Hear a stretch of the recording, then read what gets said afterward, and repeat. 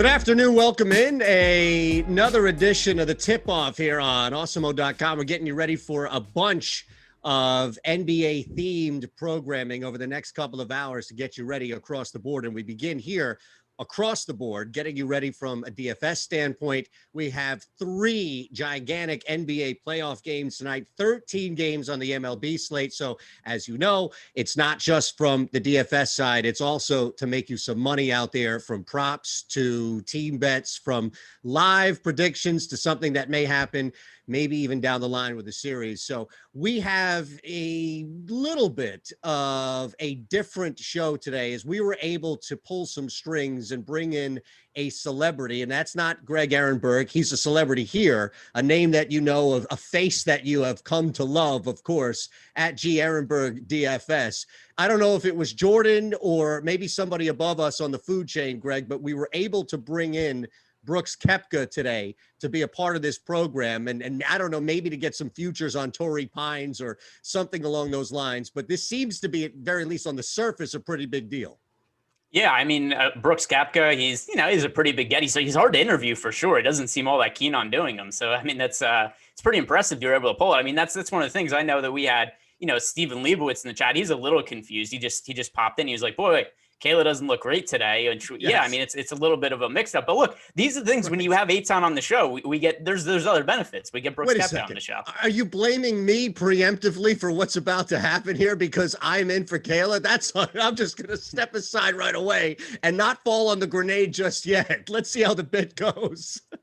No, I'm not blaming you. I'm giving you credit. I'm saying that, listen, there's a little bit of a trade-off, which there's give and take, but you brought Brooks Koepka to the show. Fair enough. News God, it's not a lavender. I think it's called lilac, actually. And this is what happens where I literally come off the course. I don't know about Koepka today, if maybe he took a day off following what happened. So we'll explain what's happening here, at least for the people that I'm sure are lost, beyond, of course, it not being Kayla, it being me. The show brought to you by No House Advantage. And if I could just say, as we talked about them yesterday with me on here, especially from the betting standpoint, just a quick aside, using them yesterday is I have this on the lock, on the record for the midday show that I do here in Philadelphia. And we went through 10 props specifically and strictly off No House Advantage. We used the predictors based off over and under in the 90 percentile. We went 8 for 10. And one of those misses is going to be brought back up in the bad beats. I promise, one of those, but that's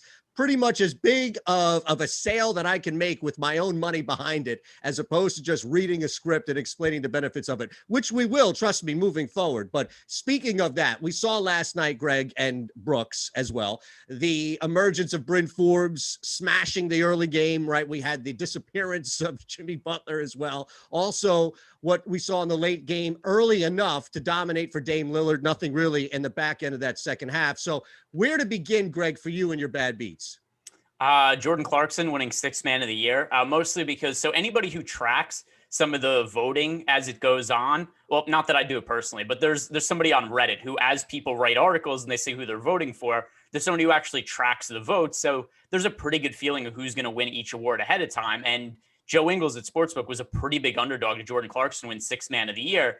And of the first, I think it was 15 sixth man of the year votes that came in, 11 of them were for Joe Ingles. So Joe Ingles being a big underdog, I'm looking at that and going, hey, I think Joe Ingles was considerably better than Jordan Clarkson this year. I kind of assumed Clarkson was going to win the award, but just based on some of that early voting information, I went and placed a bunch of money on Joe Ingles to win sixth man of the year. And yesterday was announced that Jordan Clarkson won. And I've kind of evaluated why that went poorly. And definitely one of the reasons I think the people who put out content, it happens to be a lot of people who are more knowledgeable basketball, put out some of the better content, are a little more statistically inclined. They recognize Joe Ingles as being the better of the two candidates for sixth man of the year, whereas the people who voted later didn't produce content that put out who they voted for was a lot like the talking heads on ESPN, or just going ahead and voting for Jordan Clarkson as points per game. So bad beat. I lost a good amount of money on Joe Ingles not winning sixth man of the year.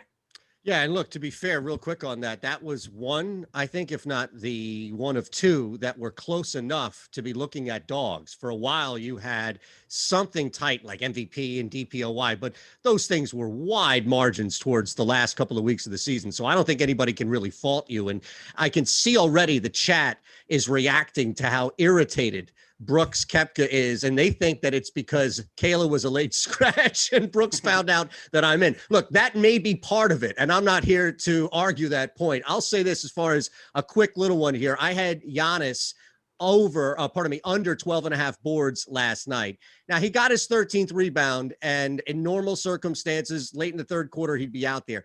They were up nearly 30 in game two of a just exhale type game. So I wouldn't say it's a bad beat per se, but that was his last rebound of the night. And then he sat considerably after that.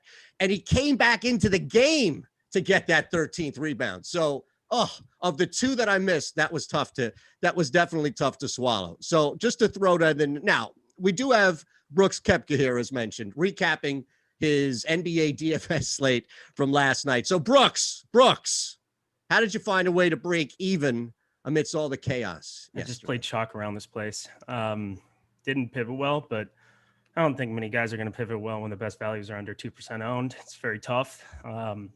Like I said, I just found it difficult to get them in lineups. You know, sometimes you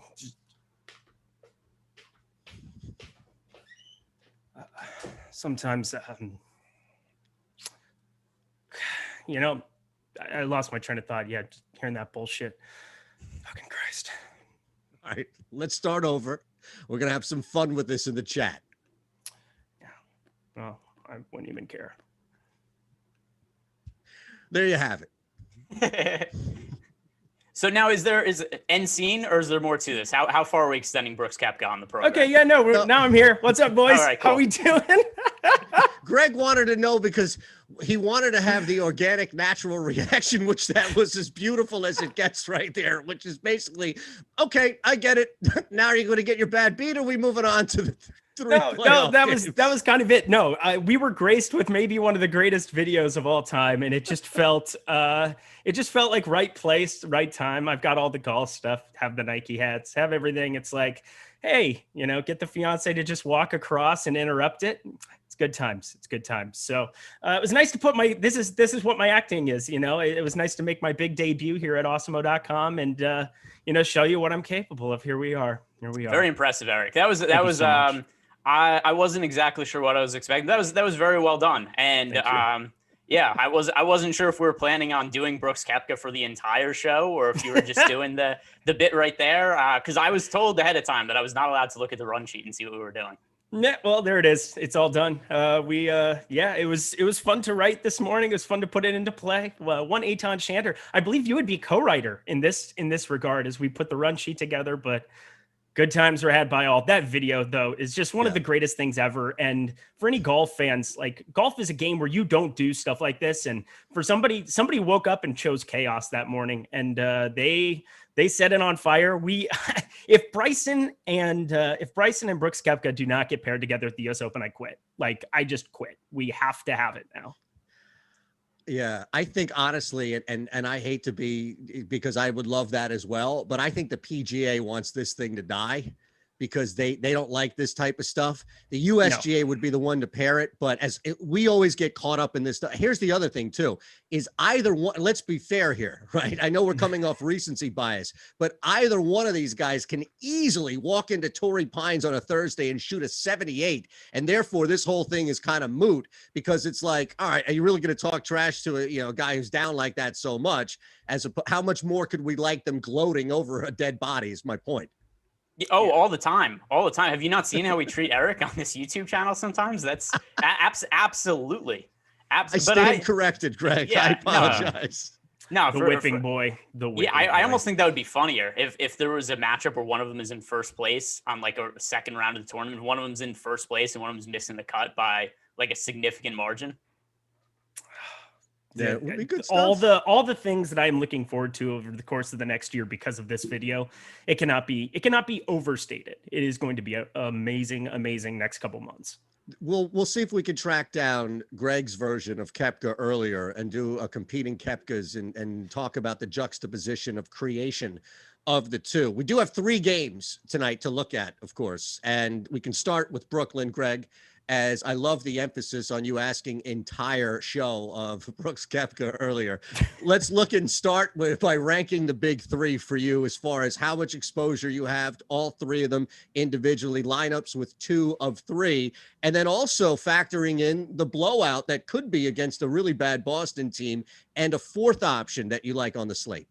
I mean, well, I've been, fairly anti-Boston this year, but calling them really bad. That's some strong Boston that's hate the there from a Philly guy. Yeah, I know, yes. For sure. Just to look at the Celtics and you go, well, these guys suck. I mean, yeah, for sure. There's more blowout risk in this game than some of the other spots today. But I mean, if you look at the spread, I don't think it's the most likely outcome. The Nets are favored by 9 points.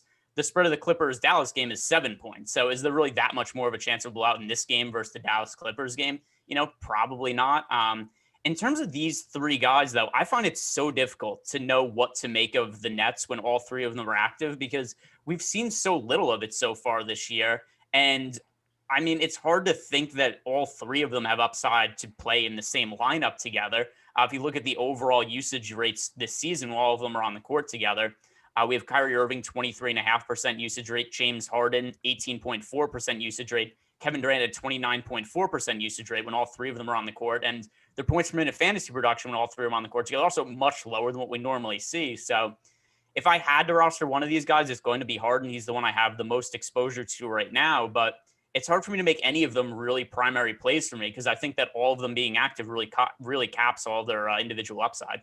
Yeah, I agree with you there. I mean, James Harden, Kevin Durant, definitely kind of the priority. Kyrie Irving always feels kind of like the 3rd option, and I don't know why, considering he has the 2nd most usage of it. But the things that James Harden's able to do is assist rate just shoots through the moon comparatively to the other 2. Kevin Durant, just the pure scorer. Small forward is generally a weaker position that we're trying to fill, so I think that kind of gives Kevin Durant a little bit of the de facto bump.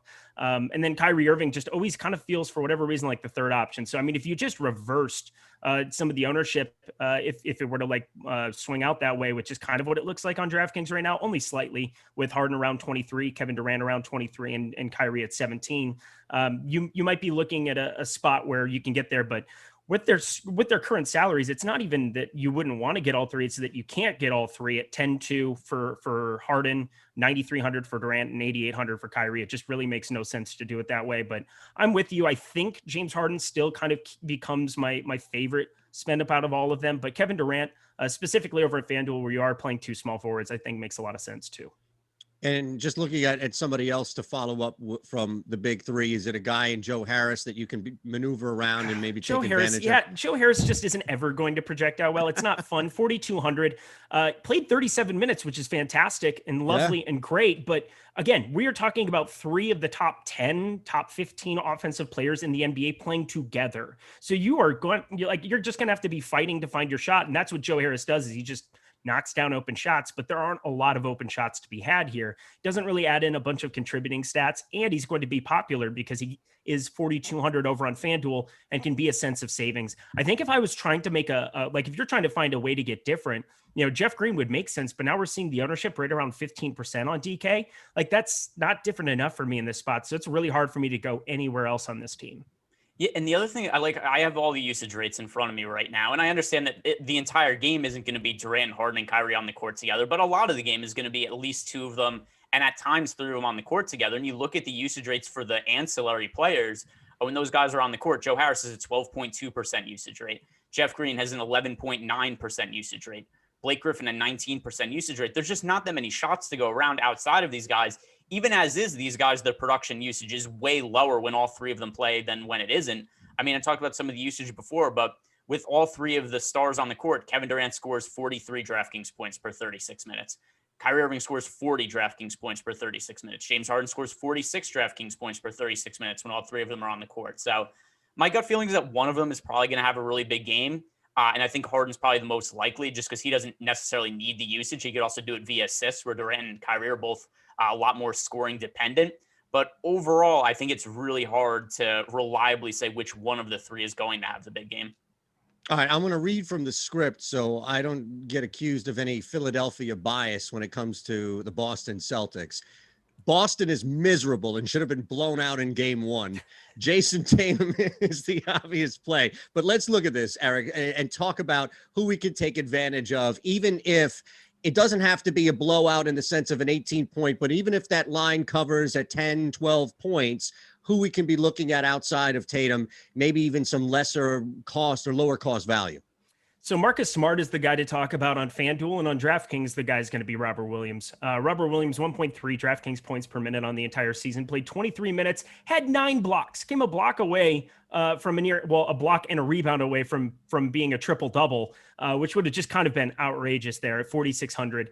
It's hard for me not to have interest there. I think he probably gets inserted back into the starting lineup tonight. I think he probably plays even a little bit more, 24 to 26 minutes, and he's just such a good fantasy point per minute producer.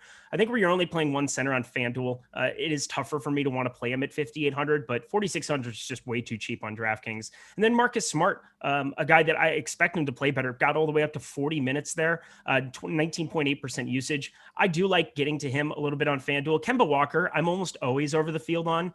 I'm kind of a stand for him, and I feel like he's going to have a game where he really kind of keeps them extremely competitive. But considering he only played 27 minutes, I mean, I'm expecting 37 to 40 minutes out of Kemba Walker in this spot.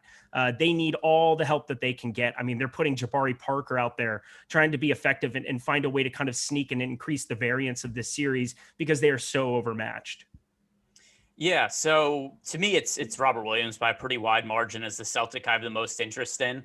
I mean, just look at his numbers for the year. He played 19 minutes per game and scored 24.34 DraftKings points in those minutes. And then last game, I mean, his minutes were actually lower than what I was expecting. I know he was coming off the turf toe injury, but I think off the top of my head, I'd project him for 26 minutes that game. He ended up playing 22 and a half minutes, but he still crushed in those minutes. And if you look at his overall numbers for the year, if we're going to get him up to maybe 24 to 26 minutes, then I would pretty easily be looking at over 30 fantasy points from him. Even on FanDuel, he's a little bit more expensive. He's still a strong play to me. And then DraftKings, he's my best. He's my overall top value play and the value play with the most upside by a pretty wide margin on a slate where it's really hard to find cheap guys to be interested in. All right, and we just referenced the line there and talk clearly as far as you're looking at in comparison to the difference of 2 with Dallas and the Clippers, and then we'll get to the tight shorter line in Phoenix. But as far as the 9 is concerned, just looking at how poorly Brooklyn played and still winning, I know that at times it looked like it could have got even worse, but I don't have a problem. We've seen the bounce back factor in game 2 play out for teams that kept it close and played ugly versus, as well as teams that lost and bounced back emphatically that we saw with Denver. So I would think that it can't get much worse. And even if it played similarly in game one, still laying 9 against Boston with the unknown of what that big three could be on any given night. And if it clicks for 22 minutes, where 2 of the 3 of them are on the floor for the majority of the time, I don't know. I look at that 9 and I think I could work with that individually. And I could also work with that, maneuver it with a couple of other plays around the board. Yeah, you kept talking about how, they played poorly, which I think they probably did. They still covered 9. They won by 11 in game one. So this Nets team could be ridiculous. We haven't seen enough minutes. We haven't seen enough games. I mean, they've played 9 games now together over the course of this entire season and since the trade. I do like, if you're going to take a side of it, the 9, but it's a pretty efficient line. I think Boston has enough shooters that they can maybe keep it close. If Evan Fournier can play a little bit better here as well. He's a guy who played 39 minutes, only scored 10 points, 3 for 10 shooting, 2 for 4 from 3.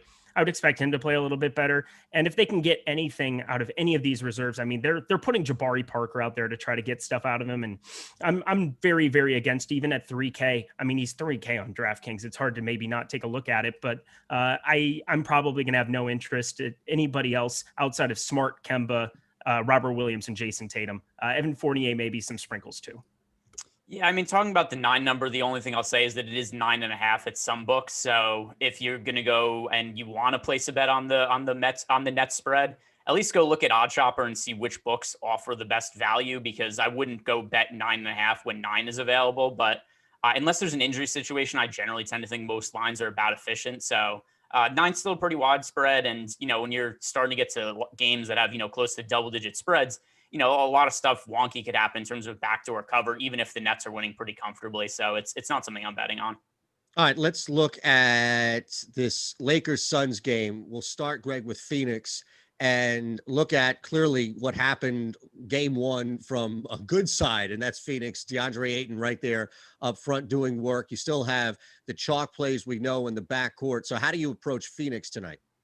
Yeah, so I'm really struggling with Chris Paul for today, because it's a game where game one, and by the way, also is something that I talked about with Alex last night. I did the live before lock show, is that game ones of the series are very telling for game twos, just because you could generally look at whatever rotation team played in the first game, and you could really draw a lot of conclusions from that in terms of how to project teams for game two.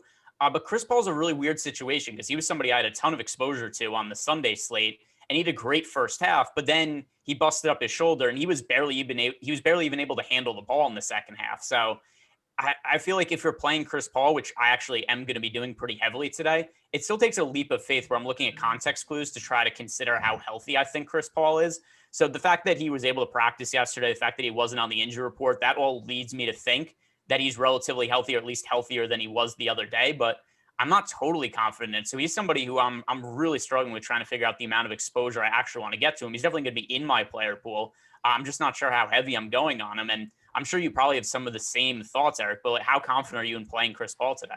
So I have a game plan for that, because I think I'm in the same boat where I'm over the field on Chris Paul, but I'm also going to be doing something interesting where I'm going to be playing a lot of Cameron Payne on the other side. And I think he's kind of the direct beneficiary if there's any kind of an injury, if he's limited, because we did see him labor quite a bit in the fourth quarter. His handle wasn't working.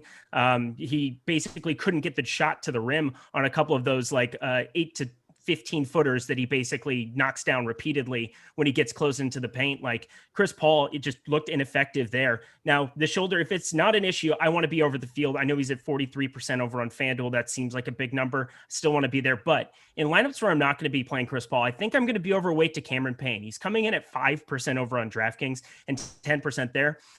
It looks strange seeing him 13 minutes there. He got ejected in the 8 seconds that he played in the fourth quarter. I don't know how. It was one of the more egregious ejections that I've seen.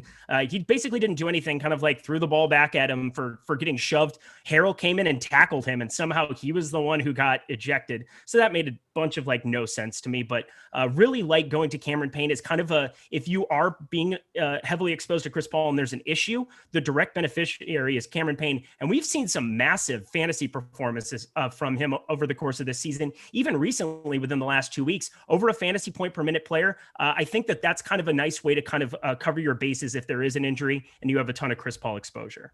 We'll look at the lake. I'm going to bring something up really quick before we go on, because So a lot of sportsbooks offer live props, and then especially for the playoffs also. So I just want to go over to OddsShopper really quick and see what some of the props are for players, and then pull up some of the Suns usage rates with Chris Paul off the court, because I think there's potential betting opportunity here if the game starts and Chris Paul just doesn't look correct. Number one, obviously, a live bet on the Lakers if that's the case, because Chris Paul, if he looks like he's going to be compromised, like he was barely able to dribble with his right hand in the second half of the last game. But then also some of the props, like obviously under on Chris Paul's points if he looks like he's not correct. And then maybe also looking at maybe an over on Devin Booker, his live points prop, because well, his 3-pointers, Greg, is 1.5. It's juiced to the over, but I mean, laying 180 where you could work that, it's 1.5 on OddsShopper for threes. At just alone, that's a low number. And to your point about CP3, you can lock that in and easily work that with the second play. Yeah, I mean, the only thing I would add to that is I'm not sure how many books have 3-point live betting props, just because that's something that moves so significantly if somebody hits 1-3. But like points, rebounds, assists, those are generally up. And Devin Booker right now, he has, looks like 28.5 is his points total across most books. If you look at Devin Booker's numbers with Chris Paul off the court, 34.8% usage rate, scores 29.53 points per 36 minutes. So that's probably actually about fair. Not something I would bet on. Okay. So looking at the Lakers, and just a reminder here, OddsShopper, one of the many tools available to you, and continue to remind you about the general platform here on Awesemo Plus, and everything that you can get, $29.95 a week. And beyond that, of course, from an NBA DFS standpoint, the Awesemo NBA or the NBA weekly package here, Awesemo Plus, is only $16.95. The $4.95 is the extreme streamlined NBA weekly express package, and that gives you full access to everything Awesemo Plus. And like, share, subscribe, that notification bell. You don't want to miss what we're talking about as we're leading you into content before the slate's locked, but giving you some betting insight here as well. And look, if not, then we're going to break the Koepka back out. And maybe that's a good thing. So maybe we didn't get enough love because people came in late, right? I don't know how the pendulum is swinging as far as the low likes so far from the Koepka. Maybe they missed it the first 15 minutes and they didn't realize it. So, okay, we may have to run it back, or it's reactionary to that. Like Greg was trying to move it on. Who knows at this point, but get them up is the point. I wasn't trying to move it on. I very much enjoyed Eric's thing. I just wasn't sure because there was, as he kind of got to the end, it was like, are we done? Like, I just didn't know where we went from there. That was really more my confusion once it ended. I thought the bit was great. I thought Eric did a good job, but then it was over and there was like a split second. I was like, is it done now? Do we keep going? Is he Koepka for the rest of the show? Well, no, we just shined the light back on you in the audience and figured we would get your live reaction from it. And it was perfect. I had my fun. And then we had to get to work. We had to get down to business and make some people some money. We also had yellings of NBA in the chat. So we had to appease them. All right, appease them with Anthony Davis, Eric. Start there with the Lakers, because clearly that was the major storyline. And just looking as we have here for ownership projections, last I checked with Anthony Davis, 9,600 on DraftKings and down low at 12.2%. So how do you approach AD, your confidence level on him, and then how it trickles down with the rest of the team? I mean, could he have played any worse? 5 for 16 from the field, 13.7 boards, got absolutely worked by DeAndre Ayton. I find it hard to believe that 9,600. I mean, we've now seen that price drop $400. This is kind of the sensitivity. Like when Anthony Davis and LeBron James were sharing the court quite a bit last year, they were both in the low 9s, high 8s, and it was really hard to kind of figure out which one could possibly go in certain spots. They definitely cap each other a little bit, but Anthony Davis, 9,600 right now, where he's coming in at 11%. I mean, this is the playoffs on a 3-game slate. Just shout out to Rynpak, who would just absolutely be like, I can guarantee you, just knowing him right off the bat, the guy's going to have 25% plus of Anthony Davis. He completely just jams him in every single time. So if you want to do what one of the top 10 players in the world is doing, just play Anthony Davis and move on with your life. So here's how I feel about Anthony Davis. Obviously, he sucked in game one, except it was such a floor game. He had a 21.9% usage rate, which I think there's a couple of things there. Number one, the Suns do have a good defense. I think they made a priority to try to prevent Anthony Davis from getting the basketball. But then number two, it was just an outlier game, 21.9% usage rate. When would you guess is the last time he had a usage rate lower than what he had in that first game? I know that he had it like back in January, maybe. It's been a hot second, I think. That's definitely his lowest usage that he's had in the last 2-3 months for sure. Yeah, February 4th. So, Oh, I Lord. mean, it's been a while. That game was definitely an outlier. And, Eric and I, we have some little history here in terms of betting on Anthony Davis and trying to figure out what to expect out of him. For me, at least at that ownership, I like being overweight to it on DraftKings. 12% is really low. I still think there's pretty substantial upside in Anthony Davis. And if the field isn't going to be there, I'm going to be on AD because I think there's upside there. And the other thing also that I think is pretty important, Andre Drummond really sucked in the first game. And we know that Anthony Davis has always been more effective when he plays center. Given how the first game went, I think there's a pretty good chance we see Anthony Davis play a little bit more center minutes. And maybe the Lakers go to Kyle Kuzma a little more off the bench and limit Drummond. Yeah, I think just closing down and looking at it as a short line, Suns still at home as the home dog here. As good as they were covering games at home, and it's still the Lakers who I think haven't fully shown that there are these better teams that have been able to bounce back like a game two. I don't have any problem taking the points with the Suns. Now that could change instantly, and you probably will get amazing value if the Lakers come out and lead or win that first quarter, which is fantastic. But just looking at home for how the Suns have played at home, and I get it, Greg, you make great points about how this thing can even out individually. I just think that the Suns themselves have earned even a small benefit here because we're not talking about them being on the road in game two in LA like last year in the case of the bubble, but clearly like on a higher seed is my point. I mean, Chris Paul changes a lot of the dynamics of some of these basketball teams. Like he went into Oklahoma City, changed the culture there in his one season, changed it right off the bat here. Devin Booker kind of took a back seat there, but we know that Devin Booker can go out and assert himself in a basketball game and be a strong offensive force. So I think it makes sense that this line is moved. Part of it is just the unknowing how healthy Chris Paul is going to be for this game. It opened around 2, and now it's flipped to the other side on 2. So it's moved 4 points. It's moved across the margin. So I do think there's some unease that I have with betting either side of this. But, from a DFS angle, it's Anthony Davis. And if you're going to give me him at 10% on a 3-game slate, it's impossible for me not to go over there. And this Suns team specifically, it's so hard to really know what they're going to be going forward. Ayton played about as good as he possibly could. Chris Paul, was ineffective, but Devin Booker was awesome. Cameron Johnson knocked down some big shots. They pretty much had it all going. And I think they have a better bench than the Lakers do, if we want to talk about it from that regard, that they have some guys who can go out and play some meaningful minutes and be more effective. But I also don't expect Kyle Kuzma to be the complete zero that he was last game. Yeah, so here's how I feel about this game from a betting angle. I don't feel comfortable with it just because I don't know the health of Chris Paul. I just look at that line. If I knew Chris Paul was 100% tonight, it's Suns all day at +2. I think the fact that the line has moved so much, it's the most public line possible because the public was all over the Lakers in game one also. I think people just look at the Lakers, they look at LeBron, and they assume there's no way that they lose a playoff series. I mean, the reality is, though, the Suns are really good. Chris Paul is really good. He's always been somebody who's generally been underrated by the public. So I would favor the Suns to win this game. I would favor the Suns to have won game one. I would favor the Suns to win every game they're at home if I knew Chris Paul was healthy, but I don't know that's the case. So once again, I think this is more of a game where it would make sense to live bet. If it comes out and Chris Paul looks like he's really healthy, then it probably makes more sense to be on the Suns side. If he comes out and he just looks like, oh, he's playing with one arm, then the Lakers side makes more sense. All right, now help me through this here, Greg, because I don't know what happens on this show with Eric when the Clippers are playing. And I mean, do you just take Dallas and LA and you go through both sides and give your thoughts on the game as far as who you look at, strong players, and then we just kind of hand it over to him and he melts down with the Clippers if they lose? Walk me through this because I couldn't be prepared for this on the run sheet.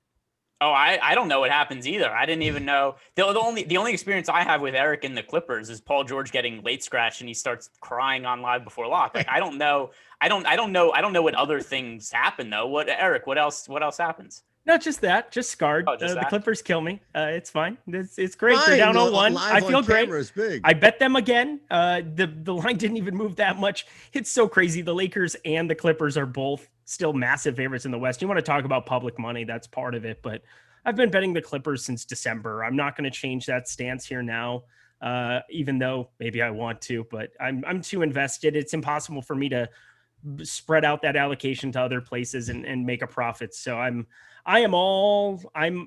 just screwed if the Clippers don't end up winning the Western Conference. That's kind of what it is. Fair enough. Okay, so let's start with Dallas, Greg, and we have the obvious name at the top here with Luka across the slate. How much are you looking at? Maybe exposure to Kristaps as well, and then maybe anything deeper. Yeah, so here's the issue I have with Luka for this particular slate. It's not really a massive issue, but I don't have any one superstar that I think rates out way better than the other ones on a points per dollar basis. It is Kawhi Leonard, just because he's cheaper, and I still think he's comparable to some of the other guys. But it's really hard for me to comfortably get up to some of the top end studs on the slate because there isn't a lot of value I feel good about. So I prefer going cheaper to somebody like Kawhi Leonard or getting some of the other stars like Chris Paul, just because I don't have to worry about that there aren't all these min price guys that don't feel comfortable. And now I don't know, maybe we have another night where, a Bryn Forbes goes out and scores, 30 fantasy points. Dedmon scores 30 fantasy points. Those guys are both, 1% owned last night. But outside of that, I find very few cheap plays that I feel comfortable enough with to where I'm able to get to any of these real superstars at a high clip for this slate. Yeah, and not only that, but I feel as though, Luka played awesome. There's no way around it. 30-point triple-double. You usually played pretty good in those kind of scenarios, but the Clippers do play at the third slowest pace in the entire NBA. I feel like that might be something to kind of catch up. And Kristaps Porzingis did not play very well. Was not very efficient. I think that if Kristaps ends up taking a bigger jump, which I would expect in game 2, I think he'll probably take up. I hope he absorbs a little bit more of that offensive production. But I don't know. It just doesn't feel like we can just look at the box score. I think people early in these playoff series, early in these DFS slates, they just kind of expect the exact same rotations, the exact same everything. I think they can give you clues as to what it'll be. But as we saw yesterday, Bryn Forbes can go out, and if somebody gets hot, you can basically capitalize on recency bias where Bryn Forbes, let's say Bryn Forbes had done that in game 1. What would his ownership have been in game 2? It would have been ridiculous. At, a 34, 3,200 number, he would have been 25, 30% owned or something ridiculous like that. So don't just expect the same results. You got to find ways to deviate. I think DFS, Dorian Finney-Smith under 5K is a guy who's playing bigger minutes, has been better offensively over the course of this entire season. There's guys like that you can be taking shots on, but Luka, I have no problem if you're able to afford him, if you're not playing just a bunch of sketchy value in every single lineup. But if you're trying to expect what the winner in the $20 did yesterday, where he won by 27, with all 3 of those massive, or 4 pieces of massive value that went for 30 plus in Monty Morris, in Paul Millsap, both at 20 and 10%. Then you had 2% on Bryn Forbes and 1% on Dwayne Dedmon. I just don't see that happening again. All right, looking at the Clippers, before we let Eric melt down and go crazy, I don't know what he's going to break out here. But Greg, from your standpoint and just looking at the boom bust tool, again, one of the great availabilities that you have on Awesemo.com, the 2 guys right there at the top, Paul George, Kawhi Leonard, I'm sure by no coincidence, the 8K, 8,300, George, Leonard, respectively. Let's start with those 2 individually, collectively, how you approach that lineup in this game. Yeah, on a points per dollar basis, these are 2 of the top options, in my opinion, for this slate, even though I know people really like to get on Paul George for, sucking in the playoffs. He was fine in the first game. The first half, he was no good, except the only reason the game was remotely competitive was because Paul George maybe was at like 4 threes in a row in the third quarter. And it wasn't like he had the best fantasy game in the world, but he scored 23 points. He was relatively efficient. He scored 39.5 DraftKings points in that game at 7,800. So all things considered, it was a fine outcome for Paul George, and he's going to be my player pool again. Comparing him to Kawhi Leonard, I prefer Kawhi. Kawhi is my overall favorite play on the slate.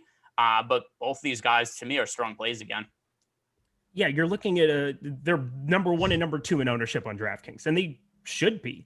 You're seeing 8,300 and 8K. Come playoff time, we also have to factor in the fact that they're going to get a minutes bump. Like, there's a minutes bump that's automatically going to be present for him. Kawhi Leonard didn't play 40 minutes. He played 1 game of 40 minutes. That was on March 15th. Otherwise, didn't play 40 minutes in a game the entire season. So it's one of those spots where, like, 41 minutes for him, if you're going to get 41 minutes and getting him pushed to the brink again, 8,300 is just a ridiculous tag to get for a guy who's a 1.32 DraftKings points per minute player. And then Paul George as well, 8K. The problem there is like at shooting guard, I don't need it as much as like maybe playing a small forward there for DraftKings. But yeah, another great spot to be going. 8K. That's ridiculous number as well for him. As you said, not efficient in the first half, but got up to 40 minutes, 28% usage. Kind of checked the boxes going across. He's going to put up numbers. It's going to be those two over and over again for this Clippers team. So yeah, they should be the two highest owned players on this slate, it looks like. And are you laying the 7? No. All no, right. because I'm so invested in it already that I like, wouldn't either. If they go 1-1, I'm going to be ecstatic either way. So I don't need to like compound my problems over here. That's a big number, man. I'm in a hole, bro, and I need to get out of it. Let's go, Clips. Let's go. And also Paul George owes me money already, so I don't care. Fair enough. I imagine you're staying away from this number as well, Greg, real quick. Like you're not invested in that. I just think it's an overall efficient line. I think 7 points seems about fair to me. The only thing that I'll say about this game, one more add-on before we go on, the availability of Maxi Kleber is unfortunately very important for me in DFS. Yep. And this game starts at 10:30, so there's a chance he's going to get rolled out, and we just won't know whether he's playing or we're not going to know whether he's playing or not until after the other two games start. So I hope we get an update on him because Maxi Kleber in the first game of the series, he played 36 minutes. And if he's going to play 36 minutes again, he makes for a really good value option. And I don't really know what his ownership's going to look like later in the day because if we are going to expect 36 minutes again, he's obviously an excellent player, but he's listed as questionable. So I don't know if that's going to make people skittish in terms of rostering him. But at least as it stands now, Maxi Kleber does look like one of the better value plays of the day.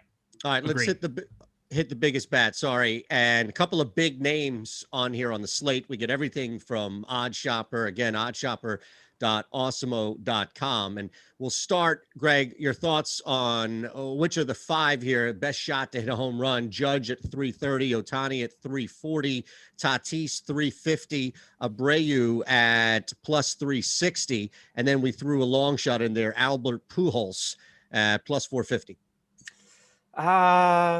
So of these guys, I'm going to lean towards Tatis of the group. I'm not going anywhere near Albert Pujols. I know that he's the longest odds of the group and whatever the name that I whatnot, but Albert Pujols is so shot at this point in his career. It was bait. We threw it as bait to see if anybody would take it. But I mean, Tatis, he's moving up now. I think if you look at sports books, he's now up to 2nd overall in the NL MVP odds. And he's been going up a lot recently. He's been hitting really well as of late. He's also hit a whole pile of home runs over the last week and a half. So of the numbers right here, I'm going to lean towards Tatis as the best of the group. Just give me Shohei Ohtani for everything, all the time, forever. 154 WRC plus, slugging 619. Really like everything. xWOBA of 385. This is a pitcher, and he's just outrageous at hitting baseballs. 351 ISO. Just give me Shohei Ohtani pretty much all the time. And they're at home today, correct? The Angels are? I'm checking. I'm pretty sure that right they are. now. Let me double check that here as we're going through it because it is hot out here. I live in Los Angeles. Anaheim is not that far away from me. And yesterday, my internet decided to crap out on me because I don't know what's going on in the world. But it was a warm day here in the valley of Los Angeles. So we are looking at some abnormally warm weather out here. Definitely like the Angels in this spot. All right, let's shift it now and go to the other side of it. Yeah, so far so good, by the way, with the internet. You don't look like you're struggling without any central air or anything. You don't look like Koepka by any means. Frustrated, upset, pissed off. So good spot. Now let's look at 4 guys here and we'll go back to you, Craig. Start off with which of the 4 the biggest arms have the best shot. We can go over first and then under. Corbin Burns 8.5, DeGrom at 9.5, Joe Musgrove 7.5, Scherzer at 9.5. Let's start over and then throw in your under. Yeah, I'm a mark for Corbin Burns, especially when it comes to his strikeout upside. So Corbin Burns this year, he has a 44.7% K rate and hardly ever walks anybody. He only has a 1.3% walk rate. So early in his career, the control and the walks are a little bit of an issue. Not anymore. And his stuff's so good that people just are generally not really able to hit it. So Corbin Burns is going to be over 8.5 for me. It would be Jacob deGrom more often than not, but just we have deGrom coming off the injured list. Also, he just had a rehab start, but only threw 3 innings in it. I'm not exactly confident that he's going to work super deep into the game. So that would make his props to stay away from me, even though I'd normally be over 9.5 for deGrom. Especially in a matchup against the Rockies, but Corbin Burns for me. I'm going to go Corbin Burns too. I was going to try to pick somebody else to get different after you went that direction, but I got to stick with you there too. An underrated thing about his K per nine as well, 13.27 over the course of the last year and a half. But like also that home run rate, 0.3 home runs per nine, like just such a low number, just not getting hit whatsoever. So I think that helps him work deeper into games. So guys like Eduardo Rodriguez, who have great strikeout stuff, but can get blown up at any given second. That's not going to happen with Corbin Burns. You are getting just amazing productivity. The numbers probably pretty close to efficient, but I definitely like taking the over more. I just think that he has the ability to go a lot deeper. And as you said, Jacob deGrom coming back from injury, not really sold on what his pitch count could be first time back. All right. So as mentioned earlier in the show, for me, this is one of my favorite tools on the site. It's one that I use in my day-to-day. Greg's been on one of my shows that I do here in Philadelphia. It's strictly from a sports betting standpoint. The midday show I do here in Philly as well. We do a ton of sports betting, and especially from a player prop standpoint, I use No House Advantage. It's not even active here as far as the app in PA, but I can use it via the Awesemo Plus package and all, subscribing online, and the two of them work together. So even if you're in an area where it's not live, you're still a member of Awesemo Plus, the $29.95 weekly package. You get access to No House Advantage via the site. What I do, and it's amazing because you have, as we'll go through three props right here, you have the ability to just simply sort based off of Alex and the predictive model that NHA has about best over or under odds. And again, I did it last night, just threw 10 out and went only on 90 percentile. And one of the two that missed is for some reason Giannis getting thrown back into that game in the end of the third quarter. But look, I'm taking 8 out of 10 everywhere I can go. So let's begin here with the three that we have, courtesy, of course, of No House Advantage, the prop or not, if you will. And beginning with Kyle Kuzma, points, rebounds, assists, Greg, 19.5 seems a little high.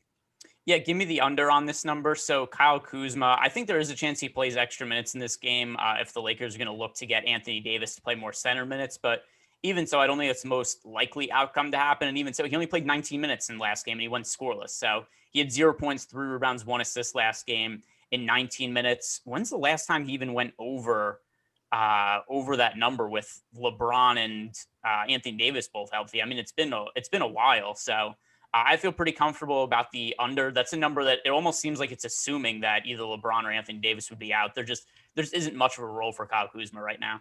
So I think the big reason that I like the under so much too is also the rebounds don't really have a spot. Like rebounding is going to be so depreciated by not just Anthony Davis and LeBron James, but you're bringing Andre Drummond into the mix too. So that becomes 3 guys who rebound the ball at a high clip.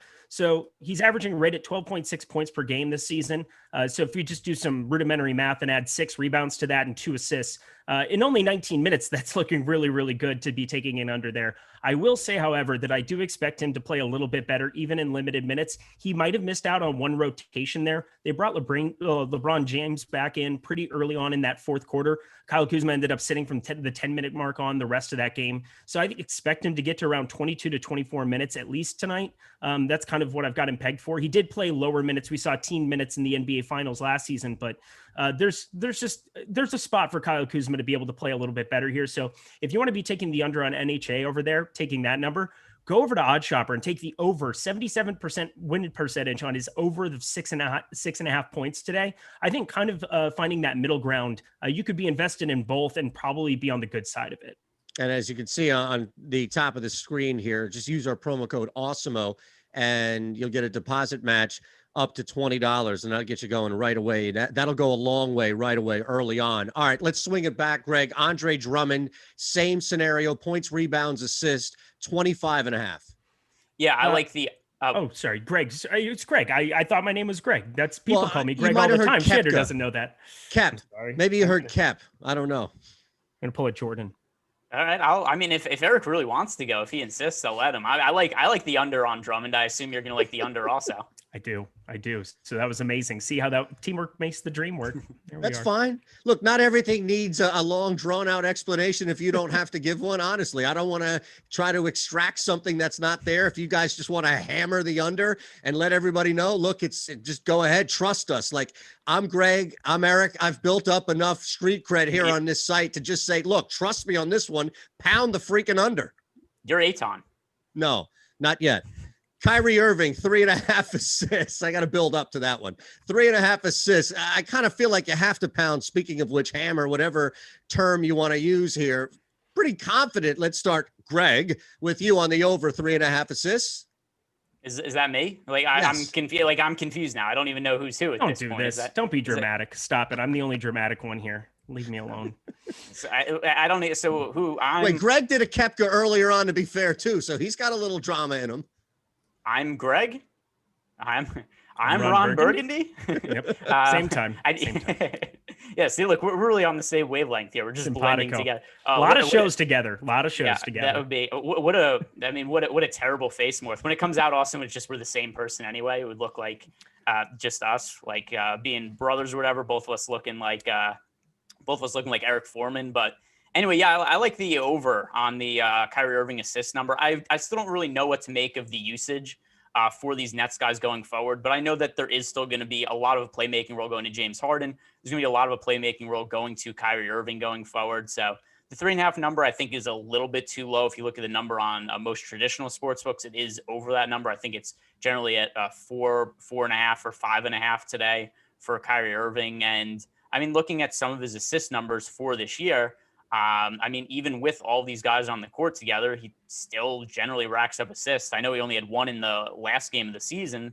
I mean, in the last game of the playoffs, but overall for the year, I mean, Kyrie Irving averaged 5.9 assists per game. So this is just a really, really low number. Yeah, it's a low number. And then I was breaking down, trying to figure out how they basically spent their time together on the floor this year. Kevin Durant, Kyrie, James Harden on the floor together. As you'd expect, James Harden, 39.6% usage rate there. Just a gigantic number. Blake Griffin coming in at 18.2 and Kyrie at 14.7. So that might make you think that that's low. But as you said, they're going to be staggering these three. There's going to be two on the floor a lot of the time. And you would expect Kyrie Irving's going to be on the floor without James Harden in a couple of those scenarios anytime that James Harden's off the floor. And so if you make that Kevin Durant and Kyrie Irving on the floor together, that jumps up to 26%. So I like Kyrie Irving in that spot. I think that there is a path for him, like in those 6-7 minutes where James Harden might not be on the floor, that you're looking at Kyrie Irving seeing a little bit of a spike to it, and 3.5 is just too low. All right, this is going to be an ambitious 4.5 minutes, but we're going to make it work between the three of us. And speaking of segments that could die, not only on the cutting floor, but actually live on segment, we have the ShanderShowtime's parlay of the day. And I have 4 different legs here with a projected return of plus 417. So I'll just bounce it off you guys, right? If it's Greg or Eric as Greg or Greg as Eric, whoever would like to jump in first, by all means, you can go ahead. But we'll start with the over, 7.5 Cards, White Sox. The overs hit 71% of the time with Jack Flaherty starts this year. The Nets money line, heavy favorite. Look, they could play like dog shit, and they're still going to win this basketball game tonight. The Marlins money line. I don't care how good the Phillies are playing. Losing Bryce Harper to the IL, Roman Quinn coming up. Take full advantage of that. The Marlins money line, and then the Mets with DeGrom coming back against Colorado at home. So I love the fact that Vince Velasquez is going to die eventually, and that's going to happen here. Not literally, of course, but as far as like performance-wise, that's that's what you get for reading. I heard Shander's going to kill someone. No. That's what I get for reading that verbatim there. And so that's a projected return of plus 417 overall, those 4 legs. Damn it, who put die on the teleprompter? You did. And I read it verbatim like Ron Burgundy, like an idiot. Yep. Sorry about it. Well, now the froshing's over, so now we can go back to work. Really, like, for the most part, this looks nice. You know how 4 team parlays work out, though. Like, this is absolutely the Nets that are going to lose this for you now. I'm Minus okay 550, on the money line. When you start digging into those to try to give it a little extra boost, that's where you start playing with fire, my friend. And you don't even know that you're playing with fire until you're burned. So look, good luck to you. I like the over on the 7.5 for Cardinals White Sox. White Sox, now that Tim Anderson and all Yohan Moncada and Jose Abreu and Mercedes, like they've got a bunch of dudes who could just hit in that lineup. And Jack Flaherty's had a little bit of issues this year, but going to Vince Velasquez there, going against him like that as well. But yeah, get ready for the Boston upset just to really dig it home for you. I'm telling you, man. I'd rather it be the Phillies than the Nets. Were you doing the Koepka now? Were you doing the Koepka? Yeah, I like. Do I? Shander missed it. Shander missed it. By the way, also the most just degen bet ever. Like without looking at the run sheet, it's like what's your take on this like multi-sport 4-leg parlay plus first? I don't know. I'm not that opinionated. I saw you nodding your head, and look, I've worked with you on other shows. You compute information very fast, okay, and that says a lot for people on this stage, on this channel here, because all of you guys are wizards at what you do here. So you stand out as somebody who can just turn things around fast. So I figured of all people, I could just throw this at you, Greg, and you'd be like, yeah, back to leg 2 on that. I really don't like the Vince Velasquez fade here. So that's where I'd stay away from it. That's all. That's what I thought. Yeah, the whole thing, I don't like it. I mean, it's fair enough. Just these multi-sport 4-leg parlays. Like, I think it's just generally fair to assume that the odds you're probably not getting a good return because that's generally what it's like on most parlays. And then we've got so many things going on here. It's the Nets money line, which by the way, in the run sheet just is free money. Like, okay, sure, that's how it works. Just this one's free. We're just adding it in because they're 100% likely to win. Then we've got the over under 7.5 Cardinals White Sox, totally unopinionated on the total of a baseball game. I haven't put that much thought into. And then Marlins money line -133, Mets -286. Sure, we've got Jacob deGrom on the mound today, but maybe a little bit of risk there because he's coming off the back injury and is on the injured list. No, I don't know whether +417 is the proper odds on this 4-leg parlay. Look, it wouldn't be a bet if there wasn't risk, right? All right, let's get to something that you do know and that you are ready to hit here as we hit the final stretch. Good dogs, bad dogs. You can hit both. We'll play the sound bites throughout. Greg, start there. Your good dog, bad dogs. Yeah. So, did it play? Yes. That sound effect really went to die. I think the dog went the way of Vince Velasquez in the middle of him barking. Good dog, though. I mean, I'm going to still say if Chris Paul comes out healthy, it's not something I'd bet before the game. With the Suns being underdogs by a couple of points tonight, if Chris Paul comes out and he's able to dribble and shoot fairly well with his right arm, then I think the Suns are a good underdog play. I assume all of the public is going to be on the Lakers in all likelihood with them today and needing a win. But still, I think the Suns should be favored in games at home when they do have good health. But we just don't know if that is totally the case with Chris Paul. But I think we're going to find out pretty quickly into the game how healthy he is. I'm going to hockey for my good dog. I think the Montreal Canadiens are a great investment today. Tyler Toffoli is going to be putting a goal on the board, going back into Montreal, going up against the Toronto Maple Leafs. Have to throw them, give a little bit of a hockey shout out, mainly because NHL playoffs is fantastic. It's the one time that I'm really, really enjoying hockey. Check out all the goodies from Jake Hari, putting all the time and work into the hockey product. He's been absolutely crushing this entire year. But Montreal Canadiens, I think they get it done. I think they push this season push this series a little bit further. But Carey Price is going to have a big night in net.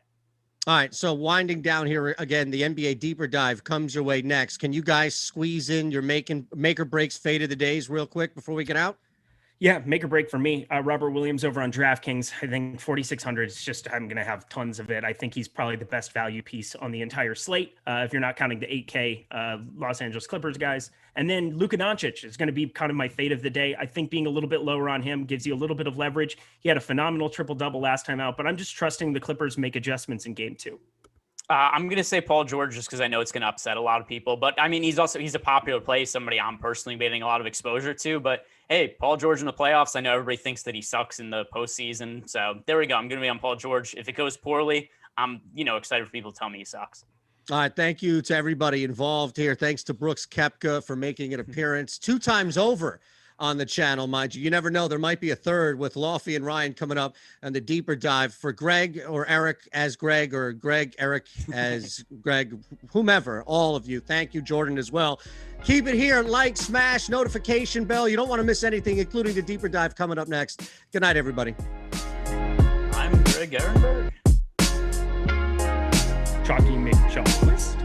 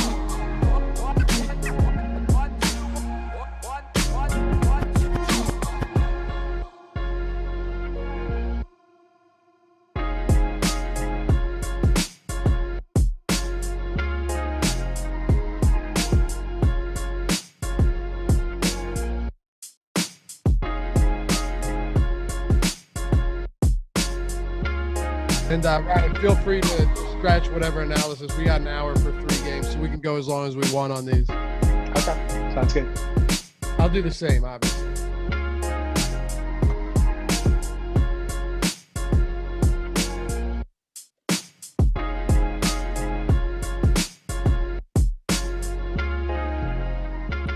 What's going on, everybody? Welcome to the Awesemo.com NBA Deeper Dive presented by No House Advantage. We got a 3-game slate today, way different than yesterday. Here to break it all down, I'm Dave Loughran on Twitter at Laffy_D. With me, Ryan Patnaik at Rynpak.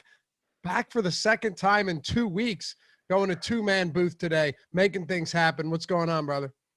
No, excited to be on for this 3-game slate. Obviously, these 3-game slates are a lot more fun to roster, more guys than a 2-game slate like we had last night. But a lot of interesting teams that are both LA teams. A lot of the public media thinks both LA teams are in a must-win situation tonight. So we'll see what ends up happening in those 2 late-night hammers starting 10 p.m. onwards on the East Coast. Jack Off. It's actually Jack Off. Welcoming me in by saying, Laffy, you sound like shit. Yeah, I feel like it, man. I got a cold and I don't, nowadays you get a cold, you sneeze with allergies. Everyone's like, yeah, you must have COVID. I don't attribute any of that. I was like, I got allergy, but then it turned into a cold. So today I'm doing whatever. I changed the diaper on my 11-week-old daughter. And I'm like, well, that's not good. I don't smell anything. And usually I'm just devastated by that stink. And then I walk the dog. I go and pick her dump up and I'm like, still don't smell anything. That's not good. So I go and ran and grab a rapid COVID test, but guess what? Still negative. Rona free, a year plus later. We're still making moves over here, Rynpak. Yeah, I'm glad to hear you're Rona free, and hopefully you get all good. No, we are all good. I just don't feel good, and I have congestion, but we're here doing the show, and that's really all that matters at this point. So we got 3 games to talk about. We're happy to have all of you guys with us. And of course, if you were just watching the tip-off, welcome. If you're just jumping in now, welcome. Hit that thumbs up if you haven't done so yet. Just make that the first thing you do. Where are we at right now? We're at 164. Love you too, Street Preacher. 164. Let's just keep going. Get it at least above 200 out of the gate here, and then we can do this. Yeah, I feel like Jordan, is Rynpak lagging? Is he lagging, or is he just like super late to respond to my comment earlier? Okay. Am I back? All right, I'm back. Okay, that's good. So he must really not be interested in what I have to say, which would be perfectly reasonable and understandable. Hit that thumbs up. Get us over 200 out of the gate here. We got we got over 1,000 watching right now, and hit that subscribe button. We just popped over 55,000 subscribers. Thanks to all of you that are hanging with us through every sport all of the time. And we got all of them. You're the biggest YouTube DFS provider out there. Ready to dive into this, Rynpak? Yeah, let's do it. Let's do it. And Josh Los Angeles, thank you for the super chat. Says, sorry, but you have that Rona. I don't, bro. The test said 100% of negative results are accurate. 91% of positives are accurate. So I will take that company at their word instead of Josh from Los Angeles, but appreciate the super chat anyway. It's a cold, man. People get colds. Believe it or not, in the age of COVID, people still get colds and people still get illnesses that are not COVID. And that's me. All right, Boston and Brooklyn. Let's break it down with the Boston Celtics first, and we'll go through all 3 of these games. We got a lot to talk about here, right? They're not a particularly good team at this point. Brad Stevens' defenses are usually really good, but they were 22nd in defensive rating this year. They lose Jaylen Brown. Marcus Smart still is a dog out there, and they've got some good defenders, but there's no way you slow down like the most prolific offense ever when you've got James Harden, Kyrie Irving, and Kevin Durant. My big thing, though, Rynpak, is Brooklyn's defense is not exactly a murderer's row when you've got all 5 guys out there, no matter who they are. They're not a particularly good defense. So I could see this game, not going to say stay competitive, but I could easily see it soar north of 227.5, which bodes well for us for fantasy purposes, even if Boston ends up not being able to cover those 9 points. So let's start with Tatum. What are you doing there? Yeah, I mean, Jason Tatum, obviously you expect this guy to shoot north of 20 shots. I want him to shoot around 30 shots for this Boston team. He's their best offensive player. He's their best player. No questions asked. $9,800, $10,000 on a slate of this size. You're going to have significant interest in Jason Tatum just because he has the capability of being that top raw scoring player on the slate. We've seen it happen throughout the regular season. This matchup isn't going to slow him down. I would like him to get to the line more. I would like him to go to line team number of times, take 25, 26 shot attempts. And I think hopefully Brad Stevens draws up. Well, of course, we lose Rayen. I expect him to shoot better from there. You froze again. Go ahead. So my apologies. I would like Tatum to take a lot more shot attempts than 20 shot attempts. I'm trying to sum this up, but yeah, I do like Tatum. I'm gonna have to get somebody on the field on DraftKings. On power forward, it would be a lot better on Fanduel. All right, I'm gonna get someone on standby just in case we lose you here, Rynpak, because you're freezing up real bad on us. Hold on 1 second while I do this. Actually, Jordan, you want to go ahead and do that for me while we keep going here? Thank you, sir. What about Kemba Walker? Last game was largely brutal for Kemba Walker. You'll hear a lot of people say that this is par for the course, but he played 27 minutes, shot 5 of 16. It was just an all-around bad game for him. No peripherals. And in large part, you're looking at this and thinking it can't get any worse than it was, but his price has also come down pretty significantly against a Brooklyn backcourt defense that really doesn't strike much fear into the heart, or shouldn't strike much fear into the heart of anyone going up against them. Do we go to Kemba Walker here, assuming his minutes come back significantly, and take advantage of this price, or should we be worried about him tonight? I think we can go back to Kemba Walker. I expect him to shoot a lot better than 5 of 16. Obviously, very disappointing. He got into major foul trouble in that game, in that first half, even in that third quarter. It just kind of ruined his flow going forward. And I think when we rostered 2 point guards, he's coming in with a lot of ownership. I don't mind if you want to go over the field on Kemba Walker tonight. He's going to have to be the second best option offensively for this Boston team to even have a chance. I really like Walker's price on FanDuel over there on 7K, 7,200, where you get that 3-point bonus. Kemba Walker can definitely get hot. I don't mind him. I really like targeting this Boston team. I think the matchup is still pretty solid with this Brooklyn team, and I think these guys are just going to have to shoot better, and I think they will tonight. Yeah, I expect them to as well, which is another reason I think, looking towards the over on this game makes a lot of sense, because let's not get it twisted. Brooklyn shot very poorly in the first half of that game too. And when you've got 3 killers like KD, Kyrie, and Harden, there's the potential for them to put up, 150 in regulation. So 227 really does not seem like that high of a number. 227.5 right now, to be exact. We will get to Robert Williams, and I think we'll spend a decent amount of time there because this guy is coming off a 10 stock game. He was 1 block, 1 rebound shy of a points, rebounds, blocks, triple-double, which has only been done 3 times since 2013. Joakim Noah did it in 13. Hassan Whiteside did it in 15.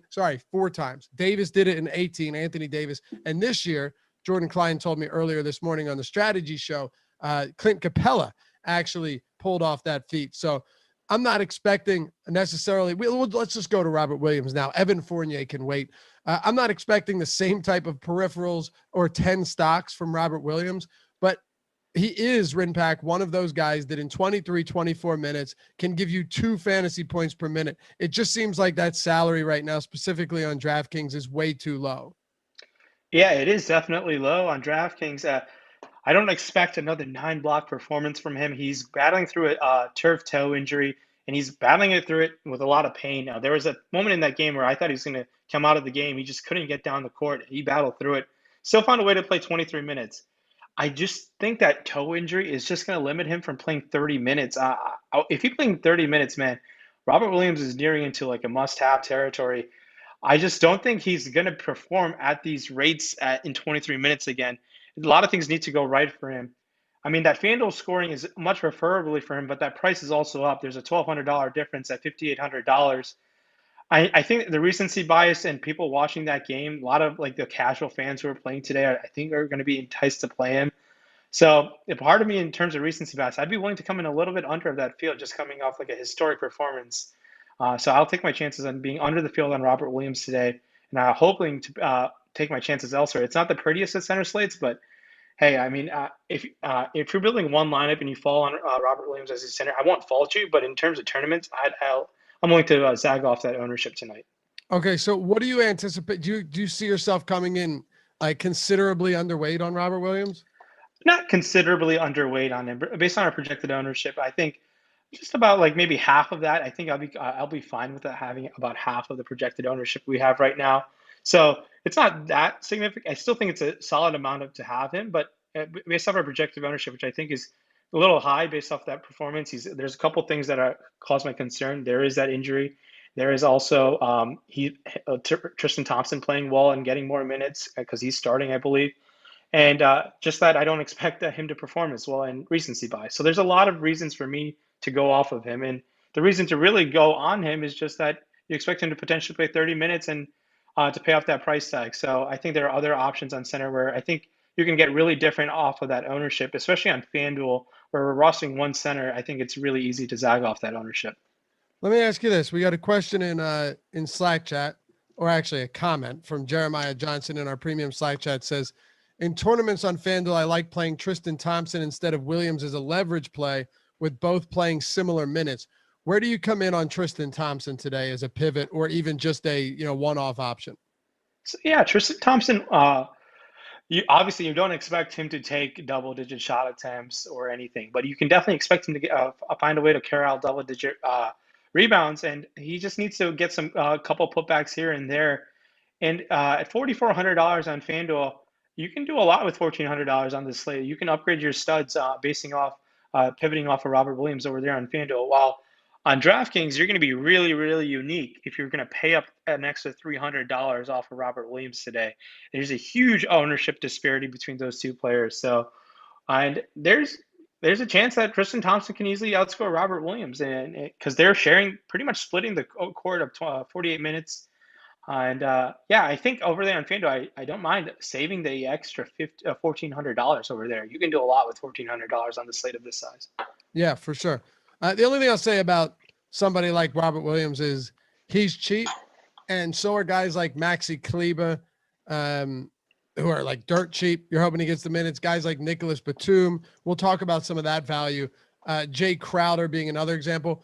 With Robert Williams, the one kind of built-in advantage you have with a price point like that, even at high ownership, is he's a 1.3 DraftKings point per minute guy. So, like, if he gets 24 minutes, you have that huge upside. But essentially what you're saying is at that ownership, you'd rather just look elsewhere. He is right now projected as the third highest option or third highest owned player on DraftKings, which is pretty significant too. So, Go ahead. Go ahead. I'm not advocating for a full fade. I think sure. just going like based on the ownership. If you're building a handful of lineups and you fall out, if you're building 3 lineups, I'm fine having 1 out of 3 Robert Williams lineups today. I'm completely content with that.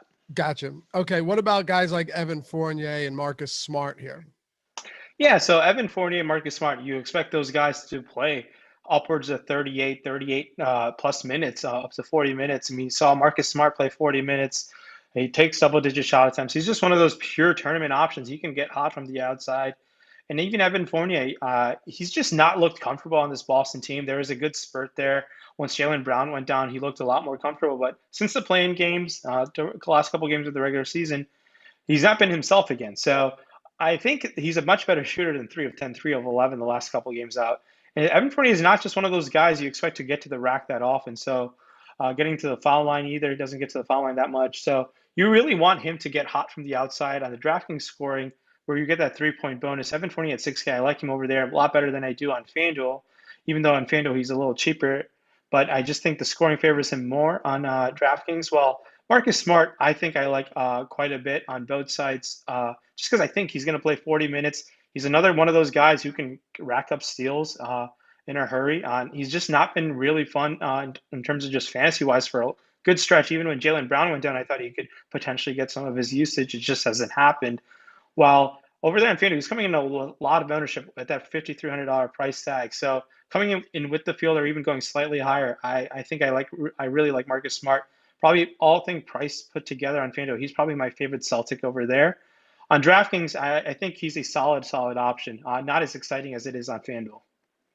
Yeah, and the thing too about Marcus Smart is Is he the most prolific scorer? No. Is he, in a sense, a jack of all trades, master of none? I guess so, but I would almost say that from a defensive standpoint, I wouldn't say he's a master, right? I wouldn't say he's the top tier, but he's pretty damn close. I mean, I know you could look at his defensive rating this season, which really doesn't tell much of a story, and it would look like he's regressed a bit, but you're going to need Stevens is going to need Marcus Smart out there for 40 minutes again tonight.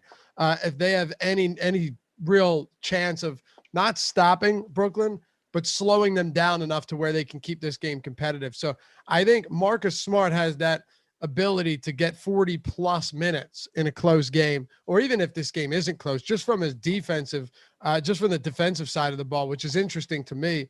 On the bench, when you look at what we got in game one, forget about the blowout run and Peyton Pritchard's couple minutes that he got as well. It was basically Nesmith, Robert Williams getting 23, and Jabari Parker getting 22 minutes. Do you see this continuing today? And if so, is there some value here in the bench for Brad Stevens Celtics? Yeah, so Jabari Parker getting up to 20 plus minutes is not something I was expecting at all in this matchup. And yet he played well when he was on the court in terms of offensively. We know Jabari Parker always has had offensive talent. He's just a terrible defensive player. At that price tag, if you're trying to completely punt, there are ways where Parker can pay off that price tag. He can get going offensive like he did on the bench, or Boston can get absolutely smacked where he gets extra run because of the blowout. So Jabari Parker off the bench is someone who is not that exciting, but just a little exciting. At that ownership, he's coming in with some ownership on DraftKings at that price tag. While Aaron Nesmith, someone who I do think his minutes seem more realistic at 17. Nesmith obviously is just showing that he's on there for his kind of just playing more of a defensive role there. I would like him to be more aggressive offensively. Not much ball handling duty off the bench either. So for him to get going, he just needs to get hot shooting wise, and we haven't seen much of it. But if you're looking to find save salary over that $3,600 on DraftKings, you don't need to do that much to get it over the field on a guy like him. Last night we saw Bryn Forbes was the difference maker, and Dwayne Dedman were. And they were combined, I believe, 2.9% owned on the big tournament. So yeah, if you're building a lot of lineups, you can sprinkle these guys in. And it's not the cutest thing, but on a 3-game slate, don't get too crazy with it because it will really burn you. But on grading out, these players obviously don't project well, but they do allow you to give some extra salary, provide some flexibility. And sometimes you just need that one hot game, and that will do the difference for you. And that was what Bryn Forbes was last night. Yeah, especially when these coaches are running condensed rotations where there's not a lot of players coming off the bench anyway. So understandably, Stevens ran with a couple guys for half a minute in that game. But if it gets out of control early, are you going to fully empty the bench? Probably not. You're going to keep running these guys to at least try and make it somewhat competitive until you know there's no chance left. Guys like Bryn Forbes, though, and Dwayne Dedman, as you mentioned, they were both 1% each. I think it was 1% and 2% respectively. You're talking about players that, we talked about a lot yesterday, specifically Dedman, not so much Bryn Forbes. That you have people come in and say, look, I don't want to go anywhere near that player. Well, on 2 and 3 game slates, Ryan, you don't necessarily have that luxury of just being all right, well, I'll avoid all of these guys, especially on a night where you have LeBron and Tatum and Davis and Durant, Irving, Kawhi Leonard, Luka Doncic, James Harden, a ton of high-priced options that you're going to be looking to get to.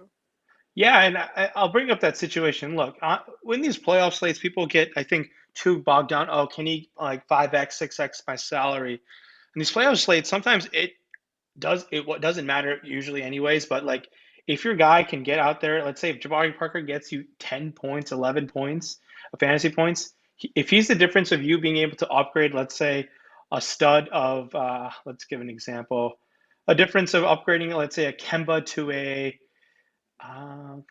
Kyrie Irving, if that's somehow the difference and Kyrie Irving puts up the highest scoring player on the slate, having Jabari Parker in your lineup will be just fine. That's what these guys can do. There's a salary to this game, and sometimes you've got to take these risks to be able to kind of uniquely make your lineup, but also give a very unique upside to it as well.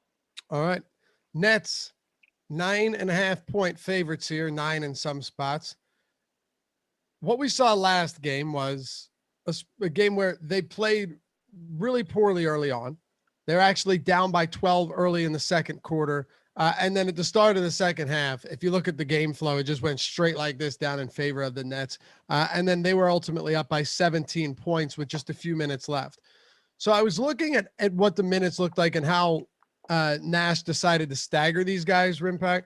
And here's what I came up with. So Harden, Irving, and Harden, KD, and Irving played 23 minutes together in that game, right? They all played like 36, I think it was 36, 38, and 39 minutes. They played 23 minutes together.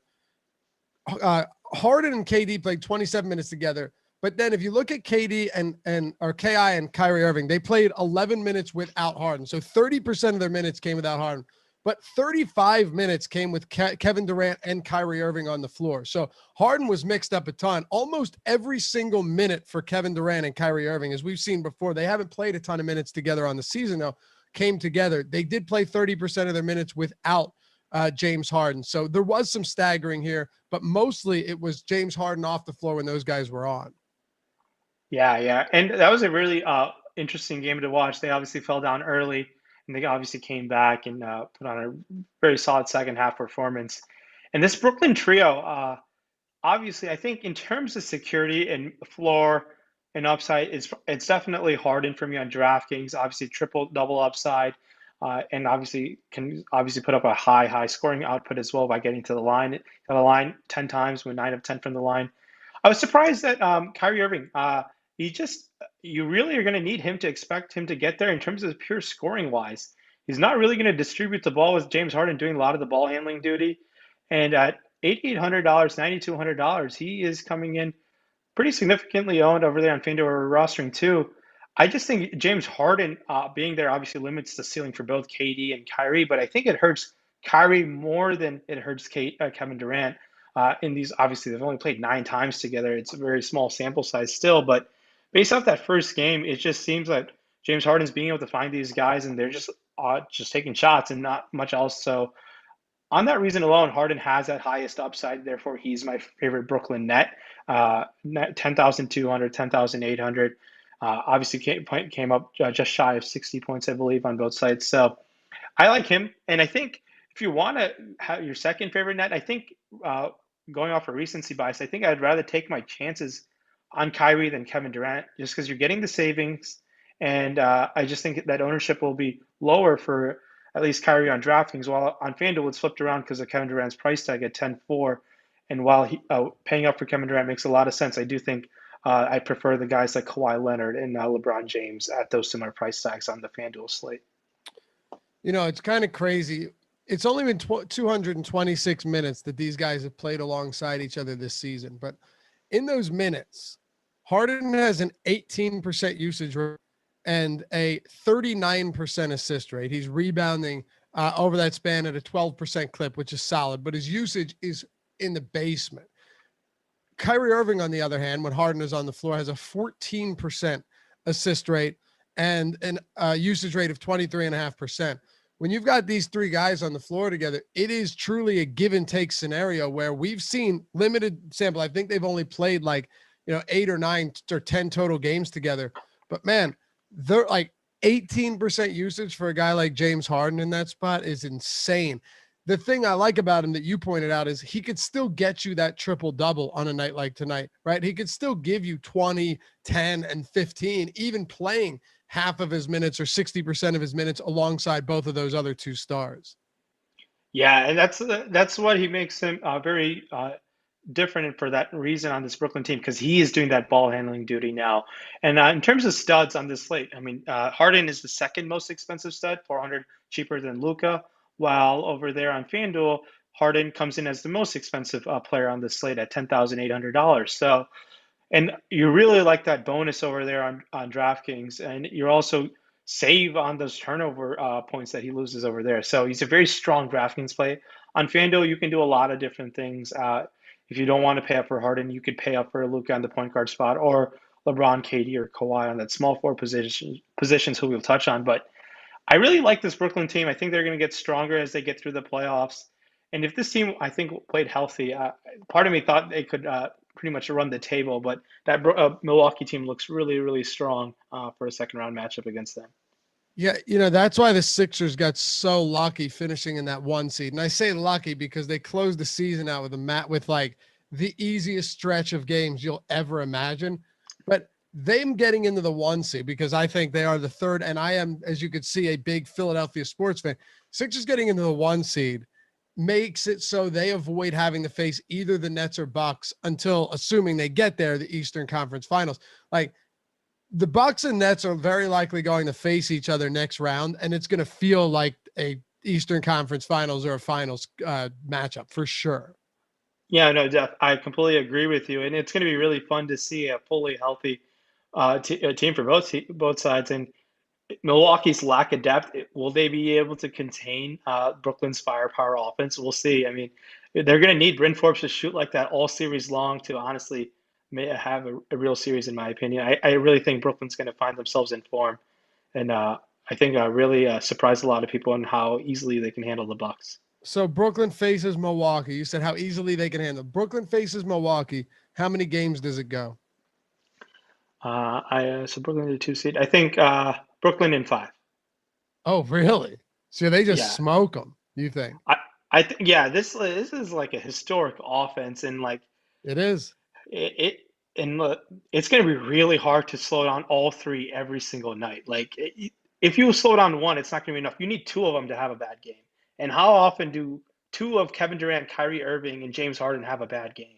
Like, in a playoff situation. While over there in Milwaukee, I guess you can make Giannis have his own, but I think you can slow down Drew Holiday and Chris Middleton more times than not in a playoff situation, I think. And you can let Giannis have his and make sure the rest of the team, the guys like Brook Lopez, Middleton, who else is good? Dante DiVincenzo will try to beat you. And I think that's what maybe Steve Nash does as a game plan. But I really think this Brooklyn team is going to be ready for this Milwaukee team going into that series. I think it goes at least 6 personally, because it's going to come down to Middleton and Drew. It's going to come down to what Milwaukee can do from beyond the arc. There are times where this Milwaukee team just shoots lights out from 3, and they're 60% from 3 in the first half, and you're looking at the score, they're up by 30.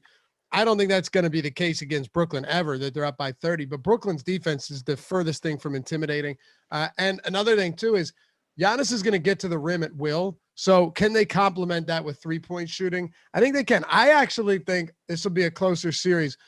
I wouldn't be surprised if when the line comes out on the series itself, I'd put Brooklyn at probably like minus 180 or so, which is, significant, but I don't think it's going to be projected as a blowout series. Do you think it is? Or is that just your projection? I mean, I got to throw this out. I'm a huge James Harden and Kevin Durant homers. I love them as absolute basketball players. I think they're one of the best players I've ever seen in terms of basketball wise. And I think what is going to happen, I feel like a lot of those games are going to come down like a final possession type of situation. It's going to be close. They're going to be close games where you're going to look back at it. It was a competitive gentleman's sweep type of situation, I think, for the Brooklyn Nets. All right. Minus 180 would give the Nets like a 65% chance of winning. I don't feel confident enough giving them more than that, but could you be right? Absolutely. What else are you doing with this Nets team? And then we'll move on. We got plenty of time to get through all of these games today. I want to make sure we hit on everything as we go through them. Anybody else that you think could have a little bit of value here on a team that's just all of its usage is consumed by Harden, Durant, and Irving? Yeah, so we got to keep an eye on these other secondary Brooklyn guys, because we got to roster some of them to fill out our lineups. Guys like Jeff Green, Joe Harris. Joe Harris played 37 minutes. We know he can get hot from the outside over there on Draftkings, where you get that 3-point bonus. I think a low-owned tournament option makes a lot of sense at $4,800. Guys off the bench. I mean, Blake Griffin didn't even take a shot last game. Yeah, that's so crazy that he played 20 minutes, didn't even touch, even attempt a field goal, got to the line twice. Looking at guys like Nick Claxton off the bench was very effective in 11 minutes of play. You would like him to play at least 15, 16 to really feel confident at $3,300, but $3,300 on not the strongest center slate can open a lot of things up for you. So it's a low owned, cheap option to help you jam in another stud. I wouldn't think playing Nicholas Claxton's crazy whatsoever. We've seen throughout the season him and Harden have a very strong chemistry together, kind of showing flashbacks of him and Capella or him and Howard. But Harden likes playing. Claxton plays really well on the court with Harden, so that's someone who we can target. I think Claxton's a power forward over there on Fanduel, $4,100. A little less exciting. I think you can rather pay the $500 for a guy like Jeff Green. Blake Griffin at 4,600. It's an interesting decision point between Griffin and Green.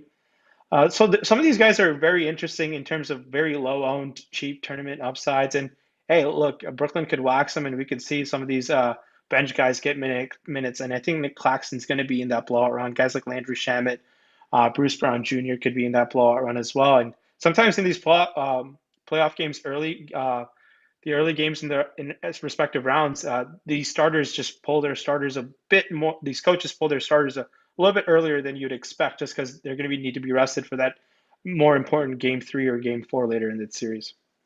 Boy, Blake Griffin had 25 touches last game, but his average time of possession was half a second.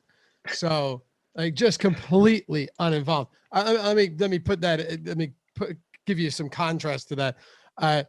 James Harden touched the ball, mind you, on the same team as Durant and Irving, 95 times, and had an average time of possession of 9.8 seconds. So, yeah, James Harden is still the dominant force on this team from the fantasy perspective. Whenever you get someone that's just dominating touches like that, you got to keep going back to them, even when they play with this many quality players. You want to talk about the Lakers and Phoenix here? Let's do it.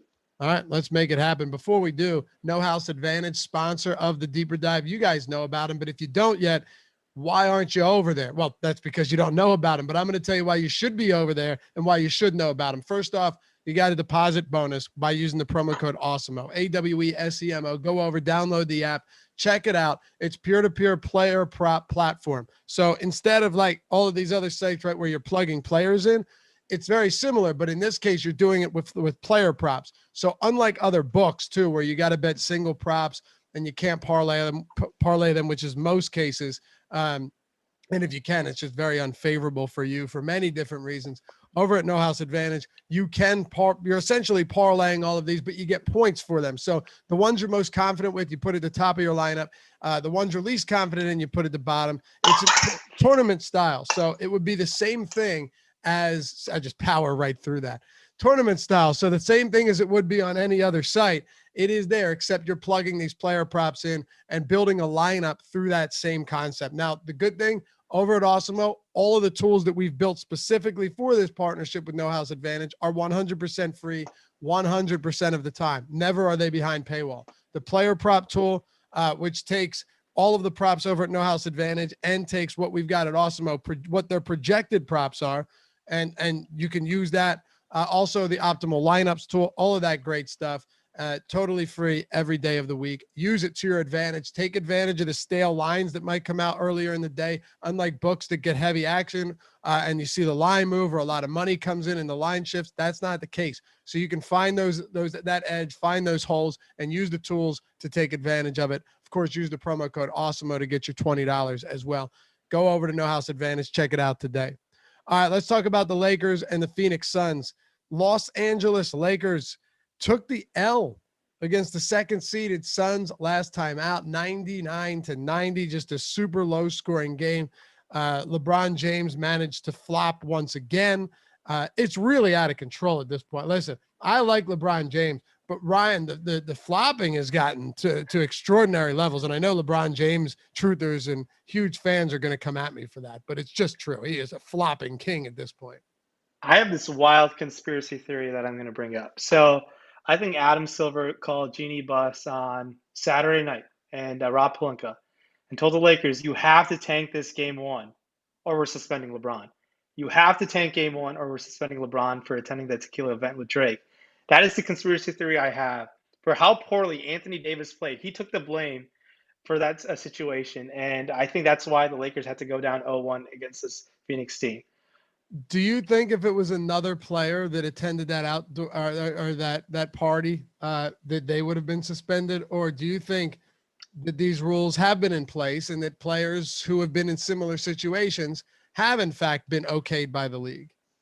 It's a very, very, very strange situation. Like, I think Zach LaVine, he said, he's like, I'm feeling fine. I think I'll be able to come back. And they're like, no, you have to remain out. You have to remain out. And I was like, it doesn't make it, a lot of it, the protocols, I'm not going to call out the NBA health protocols, but a lot of it just, I didn't read in between the lines. But a lot of it just was, I felt like all put together and they make decisions on the fly, it seemed like. But hey, they finished the regular season, but it seemed like it was, they were like, yeah, we were going to need LeBron for that game one on that Sunday ABC game. Yeah. Hey, you know what? Maybe one day we'll get word and it turns out that you were 100% right. And we can call back straight to this show and be like, dude, Rayen called that, nailed it, made him flop. And yes, someone said all superstars flop. I wouldn't say all superstars flop, but in LeBron's case recently, it's been like you thought he was about to die, right? You're calling the paramedics, you're calling for an autopsy, and then he pops back up, and you're like, oh, they've exhumed him from the grave. Here he is playing once again, doesn't take a second off, and then he's seeing, what did he say? He was seeing 3 baskets on that. Yeah, going to that 3 baskets comment. There's this meme on the internet. Kevin Pillar gets hit in the face at the 94-mile-an-hour fastball. He was only on the ground for like 44 seconds. Joe Burrow tears up his whole ACL, MCL, PCL. He was only on the ground for like 60 seconds. LeBron James gets poked in the eye, was on the floor for 80 seconds. And I saw that. The internet wins again. They used the Kevin Pillar one as well. Yeah, right. That was great. Look, he's, greatest, if not second greatest player ever. But there's been some serious theatrics lately. I guess give him credit for it. They would have called the foul on that one on Chris Paul anyway. So I'm not sure what the purpose was of like fish out of watering it inside the paint for 15 minutes. But here we are. Anyway, back to actual DFS. What are we doing with LeBron and what are we doing with Anthony Davis today, who, according to your conspiracy theory, threw that game? I don't know if you're serious or not, but he was absolutely terrible last time out. Yeah, and I think in terms of pure recency bias, I want to go well over the field on Anthony Davis. This is like playoff recency bias that I like to incorporate. When a guy of his caliber just comes out poor, gets called out by the media, and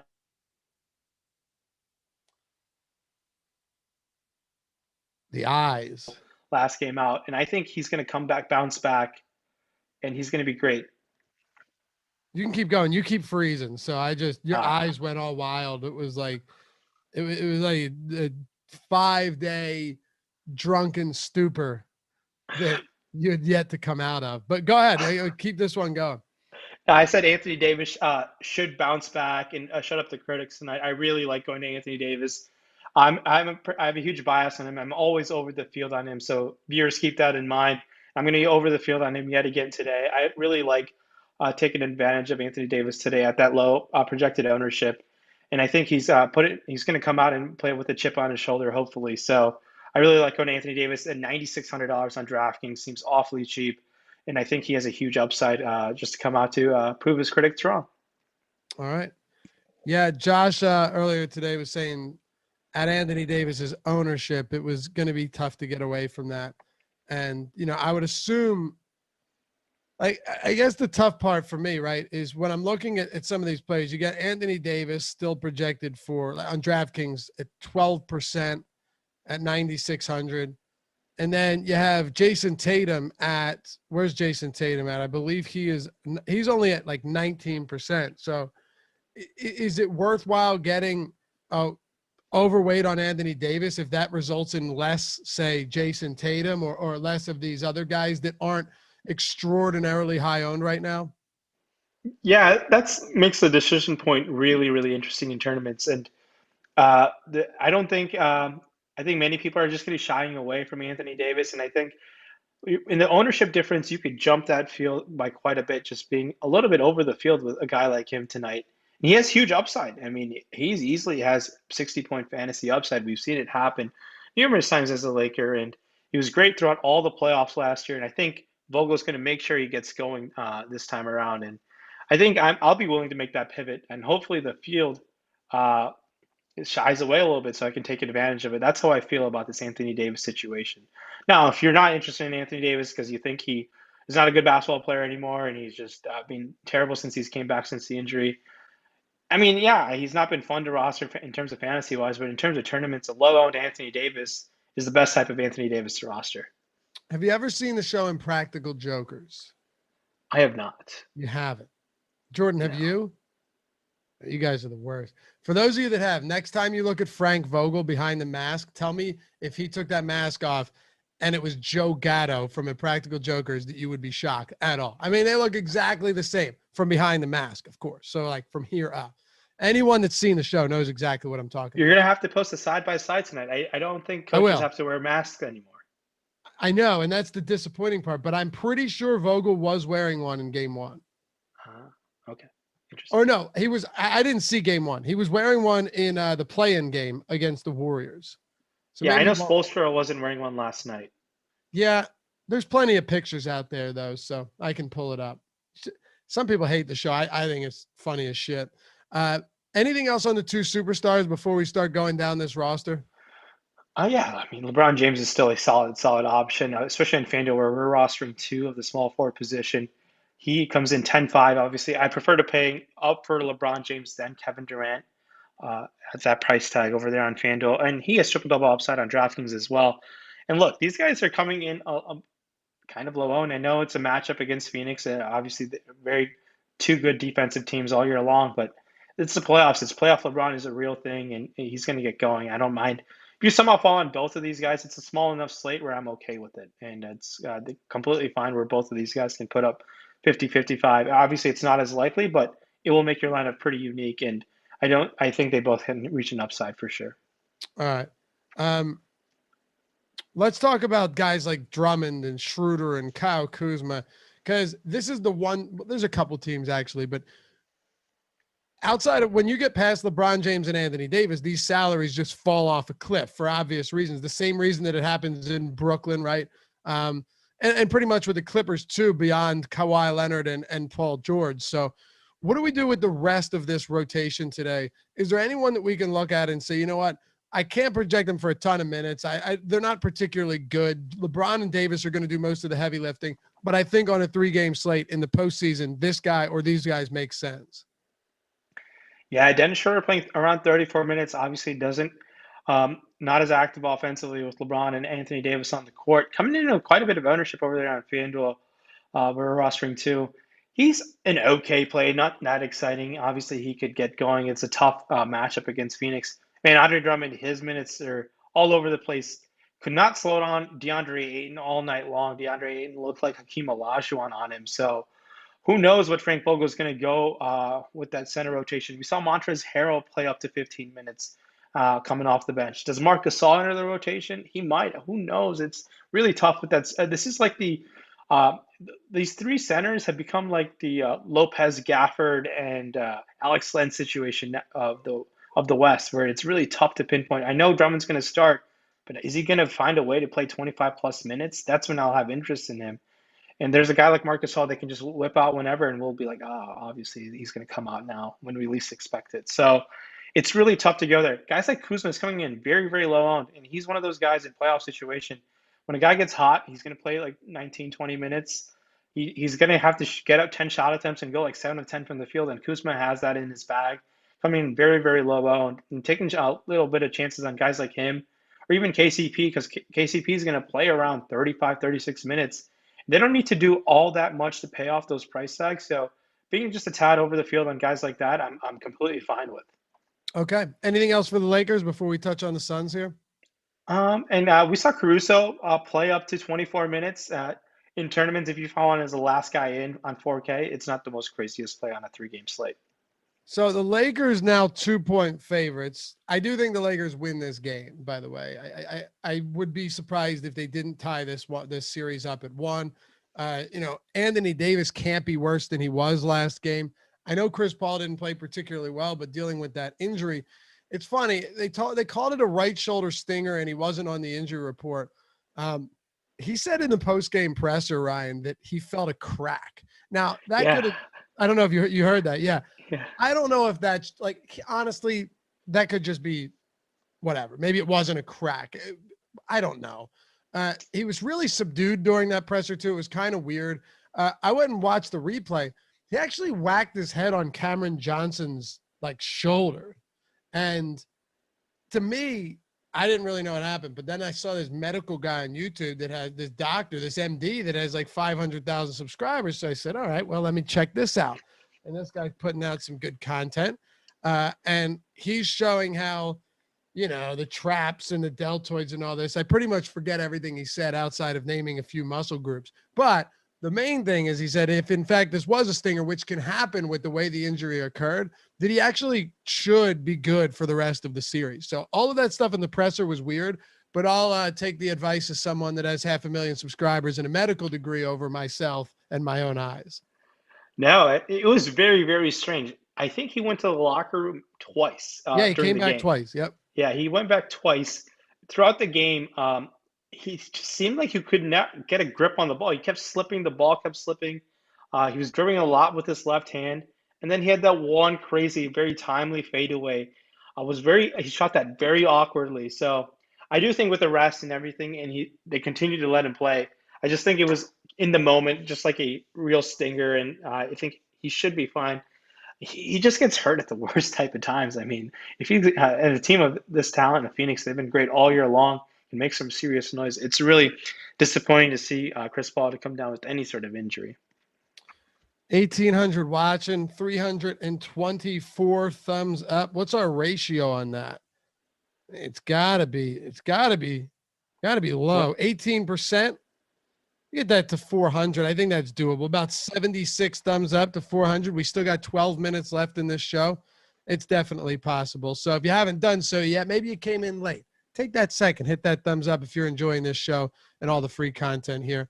Let's talk about Chris Paul and Devin Booker then. We kind of broke down the injury there. We have pretty much all the information we just gave to you in terms of what we actually know. Do you go back to Chris Paul today, or are you still a little bit worried about that? I am a little concerned. I'm not going to lie. Because he's really popular tonight too.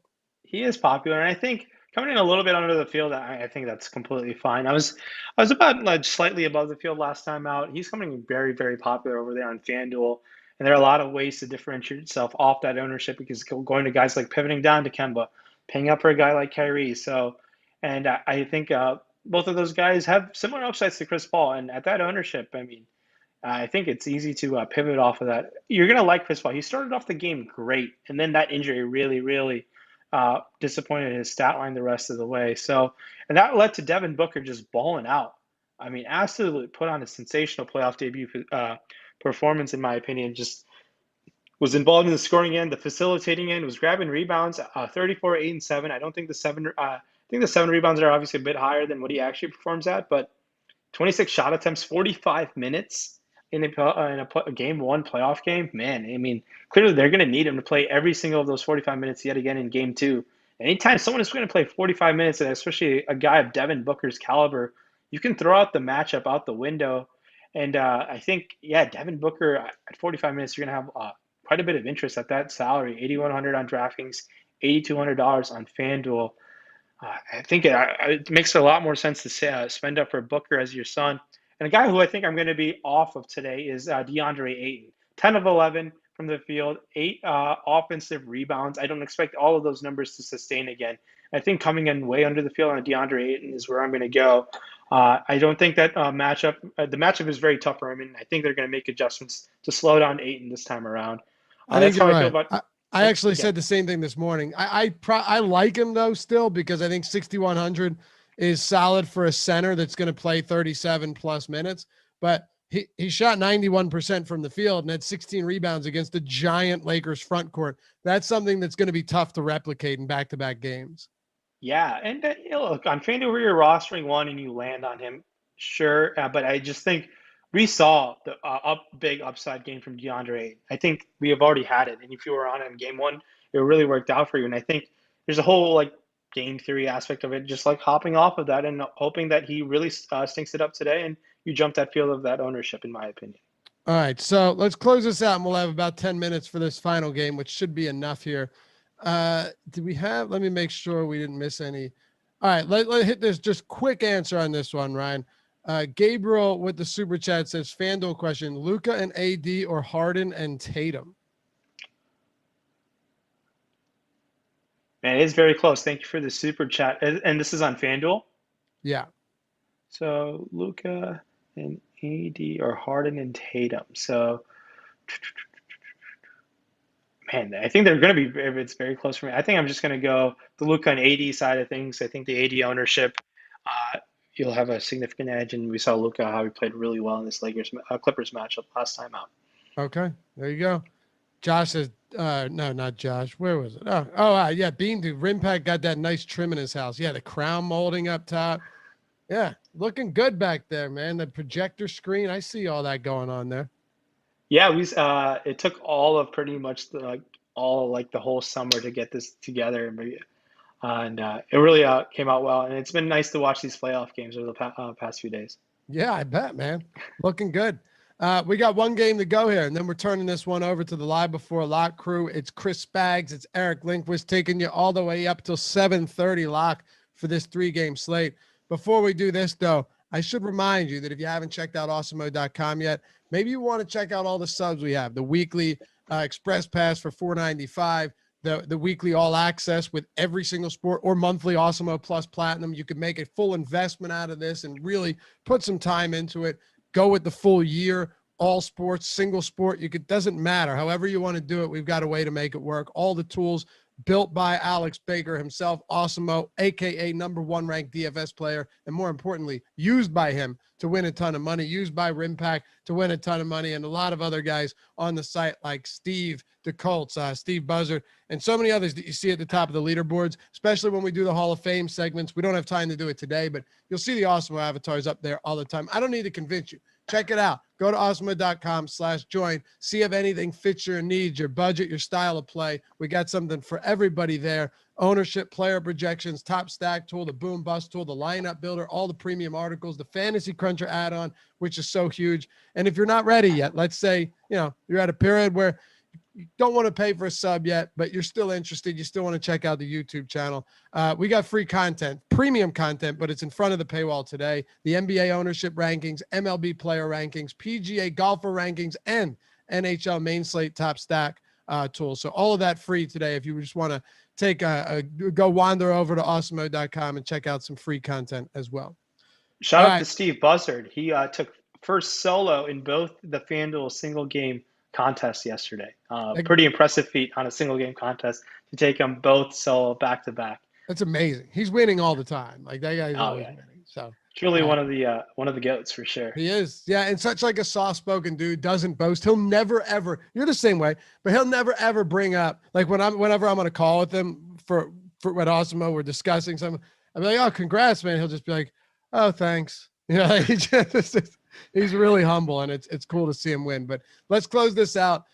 Luka Doncic at the top of Dallas Mavericks. You've got plus 6.5 here. They're plus 6.5 point dogs, 216.5 total. Projected, relatively low scoring game. Run down this team for me, starting with Luka, and then we'll go to Porzingis, whose price, particularly on FanDuel, has gotten pretty low. Yeah, so Porzingis, similar to Anthony Davis, deserves a lot of criticism for his play in game one, but they got the win. Obviously, it worked out, but man, Porzingis looked terrible on the court. He just looked very uninterested. I think Porzingis needs to have a bounce back game in this game two situation. I know that price tag on FanDuel is $6,900 is very, very nice. And I was well over the field on Porzingis in game one, just that the injury limits or minutes limit was obviously a thing of the past. He played 36 minutes. If he's going to play 36 minutes again, I think going to Kristaps Porzingis right back after he burned everyone is something that I'm going to be doing. I think Kristaps Porzingis at $1,700 is a interesting tournament option on DraftKings. Obviously, Porzingis is one of those guys who, when he's hot, Kristaps Porzingis just gets it going. It's been a while since we've seen that, and I really think he could take advantage of this matchup. I don't think guys like Marcus Morris and Ibaka now can really slow down Porzingis if he gets going. It'll be interesting what Carlisle draws up for a matchup in terms of a game two game plan, but I'd expect Porzingis to get going. I don't expect guys like Dorian Finney-Smith to go 4 of 5 from three. Tim Hardaway Jr. obviously is shooting much better of late over the last 2-3 weeks of the season. Went 5 of 9, hit some timely threes the final minutes of the game. But if you want to come under the field on a guy like Luka Doncic, yeah, I think at 70, coming off a 71.5 DraftKings performance. I believe he did get a triple double. I think you can come under the field and just trying to hope that Luka doesn't have that much of a sensational game yet again. Obviously, 41 minutes, getting to the line only 7 times. So I think there's merit to seeing the Clippers trying to focus on Doncic and have other guys beat him in this matchup. And maybe we see Kawhi guarding more of Luka down the stretch instead of guys like Nick Batum. Maybe that's a game plan adjustment Ty Lue does. So these are the things I'm trying to factor in and to see how I can pivot off of some Luka ownership just because the guy's coming off a sensational game. It's a second game, and I think I'll take my chances elsewhere. And maybe a balanced build could even work out of this type of slate. But I think my favorite Mav to go to is probably Porzingis today. Okay. Maxi Kleber, last one I want to ask you about here. He's getting ownership, but I understand why you'd be skeptical about this, and he's questionable for this game. So we'll pay close attention to that as well. Maybe these live before a lot, guys. We'll get some news. Maybe we'll get early news from Rick Carla. I doubt it. But so we can get through both of these games, I'll let you wrap this one up. Kleber played 36 minutes last game, and that is why he's getting ownership at almost minimum salary on a playoff slate that very rarely gives you guys this cheap for 35 plus minutes.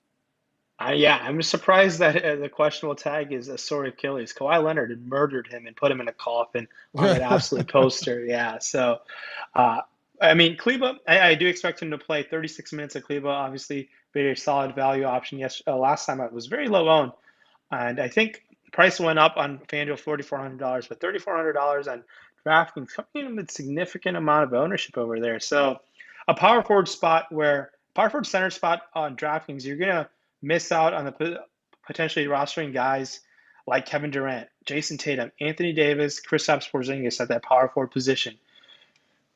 So the opportunity cost is kind of high today on that power forward slate on DraftKings. So I think I'd be willing to take my chances going under the field over there on DraftKings and trying to pay up. And I think there are some other options around his price tag that we have similar upside as him. Guys like Jay Crowder, maybe even Nick Batum, who got extended around, who we'll talk about on the Clippers side of things. So I'm not that excited as the public on Kleber today. Kleber obviously played really well, and he has an upside of getting hot from the outside shooting threes, but questionable tag, and I think 36 minutes maybe might have been a little bit higher than he usually might play. So, and I think their opportunity cost is too high to miss out on guys like I said, Tatum, Davis, Durant, and Porzingis. All right, let's close it out with the LA Clippers here. Just throwing it out there. We are about 48 likes away from 500. So putting it on the table. You do with that as you please. The Clippers have Kawhi Leonard, who's getting considerable ownership today. As a matter of fact, on DraftKings, the highest projected owned player is Kawhi Leonard, Ryan. And over on FanDuel, a little bit different where he's 9,400, still getting some attention. Paul George, on the other hand, though, very popular on FanDuel, and the second highest projected owned player on DraftKings. The floor is yours to break this one down on a slate with all of these great players. Kawhi Leonard, Paul George, the two highest projected owned players on DraftKings based on those pretty egregious price points. Yeah, I don't know what DraftKings is doing with their price points. Kawhi Leonard is $1,000 too cheap. Playoff Kawhi Leonard, the minutes are going to be in the 40s. I really love going to Kawhi Leonard tonight. At $8,300 on DraftKings, what in the world is DraftKings doing? $9,400 on FanDuel is too cheap. I mean, Kawhi Leonard can outscore LeBron James and Kevin Durant over there on FanDuel. So I guess he's a priority play on this slate with that type of ownership. It's tough really to move off of that. And Paul George was great in that second half. He only had about, I believe, 10 fantasy points heading into halftime. Really turned it on aggressively, got to the line a bit more in the second half.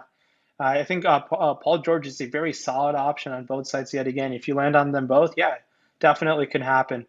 I really like them. And their ownership also, the public seems to be spot on with these two plays. It's tough not to really love them at that price tag on both sides. And guys like Marcus Morris, $5,100. Awfully disappointing, $3,300. This guy missed every single important free throw down the stretch, went 0 for 6 from the field.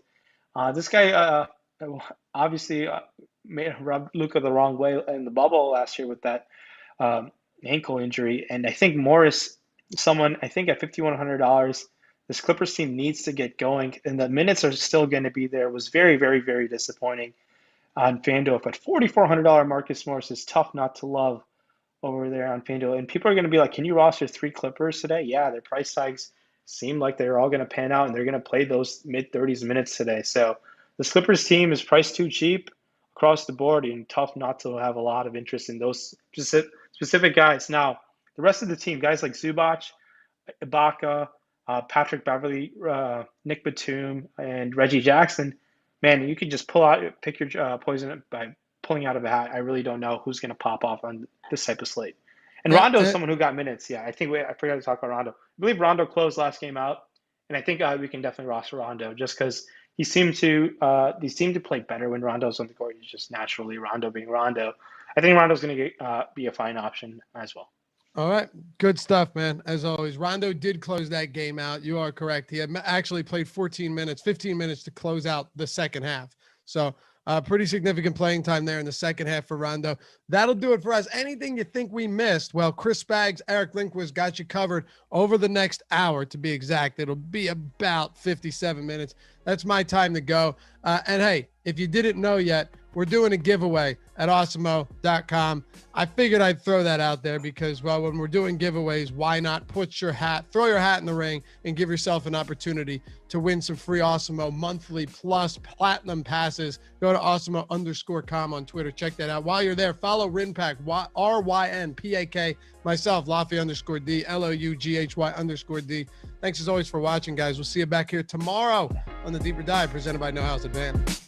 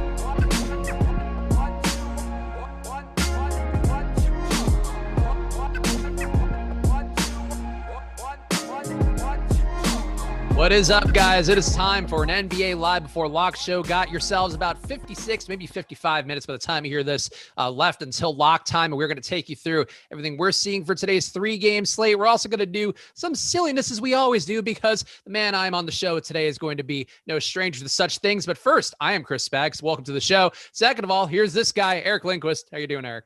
Doing all right. Somebody just started like trimming hedges out back here, like immediately upon this show starting. So if I'm muting myself intermittently, it's because apparently being on the 4th floor of the Holiday Inn Express here doesn't exactly work out as well as what I was hoping it would, because I thought I would avoid such things, but alas, I have not. You have always struck me as a man who would have pristine hedges, Eric, and I'm just glad you're living up to the hype. Oh, you have no idea, my dude. Speak. I don't even know where to. It's probably better for me to move on to the plugs. So basketball.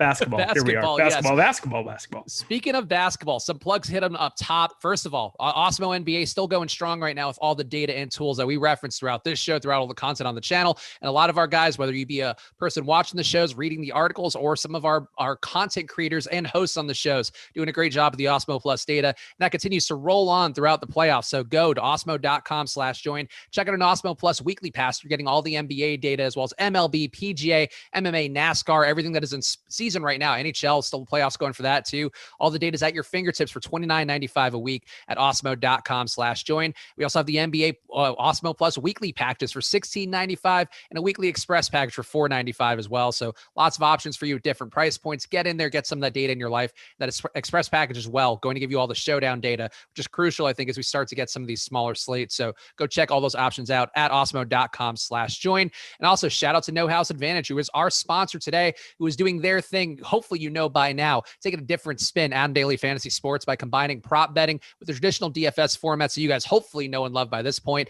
And you can play the NBA, MLB, NFL, and PGA prop betting for cash prizes. It's exclusively a peer-to-peer platform that levels a playing field for you. It makes it easier to win real cash compared to traditional DFS sites out there. They have over 500 player prop offerings, and that makes them the largest provider of player props in the business. And you also can get yourself a $20 first match deposit bonus. Use the promo code Awesemo at nohouseadvantage.com or when you download No House Advantage in the App Store. So beat your friends, not the house, download in the App Store and win big with player props today. And some freebies if you are playing over there. Looks like Mikal Bridges over on rebounds, 3.5. That looks like one of the best bets on the board according to Awesemo, with a 79% chance of hitting. On the underside, Kyle Kuzma, points plus rebounds plus assists, under 19.5. That one, according to Awesemo, is a 94% chance of hitting. And similar numbers for Andre Drummond as well, a 90% chance of hitting his under on the points plus rebounds plus assists. So three props to build around today on No House Advantage. Check them out. Give them a spin for yourself today. Eric, talk to me about the slate, though. We covered some of the promos up top, covered all the key stuff. What is one thing that you're seeing from your lineup optimization so far? I'm assuming you did a lot before the show to get everything in line here, because we do know most of the news on the day. Any surprises to you with your lineup constructions, or any, I guess, key observations that people out there may want to know or maybe follow? Yeah, it's an interesting slate because we have so many dudes up top that we want to be getting to. I mean, I am making some uncomfortable stands on some uncomfortable players. Specifically, we'll talk a little bit about the Phoenix Suns. I think that there's some spots to go to. Not what I would say the most appealing game out of all three. But I'm definitely exposed a little bit more to the front game with Celtics than what I was expecting to coming into this slate on both Draftkings and Fanduel. I think Smart sticks out big time on Fanduel, Draftkings, Robert Williams, but getting quite a bit of Evan Fournier and Jason Tatum. I would say more than I was expecting to on both of those plays. I think just kind of being able to pivot off of some of the higher owned dudes. And if Luka Doncic goes off today, I'm just dead. So I kind of like feel good about that, where it's like I've made some strong stands in some spots, being able to pivot to the lower owned guys on the top end. And then Anthony Davis, please bounce back, my dude. Anthony Davis bouncing back certainly would be helpful to the Lakers. And honestly, I do feel like this line, I know we are going to talk more about the DFS side of things, but this line going against Phoenix, a 2-point dog at home, I feel like just disrespectful. I know the Lakers are defending champions. I know we all do expect them, including anybody who bought some Lakers futures for themselves. But like, Phoenix has been a good enough team right there amongst the top teams in the West all year that, like, the disrespect at a certain point, I know Chris Paul hurt too and isn't the best scene, but I have to say overall for Phoenix, and I guess this does apply to DFS, I think they're getting really disrespected in the markets. And overall, like, I think in terms of plays, they are getting a little more owned appropriately for DraftKings and FanDuel today. But like, this team can win again and easily go up 2-0.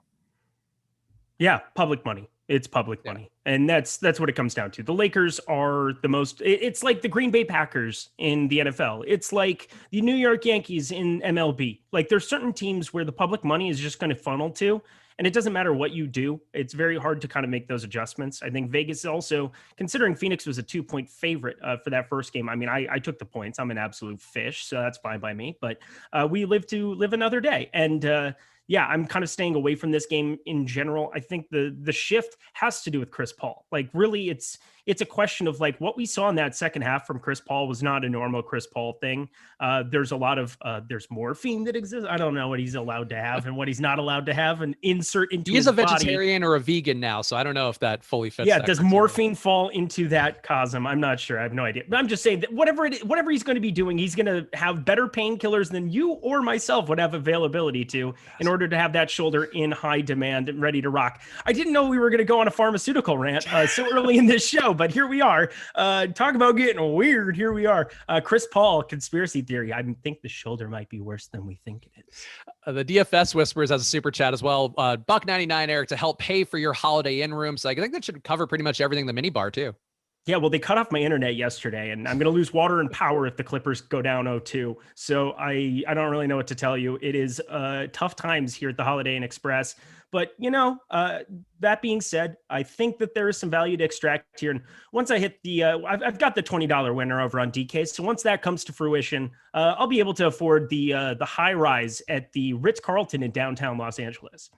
One of those super chats hit on, which we could transition over to talking a little more about Boston and Brooklyn, because I think I have some spicy takes to throw in there. Darren Unger asking Harden, Thompson, Harris, or Williams, Durant, Claxton. So I guess he's stacking this game up.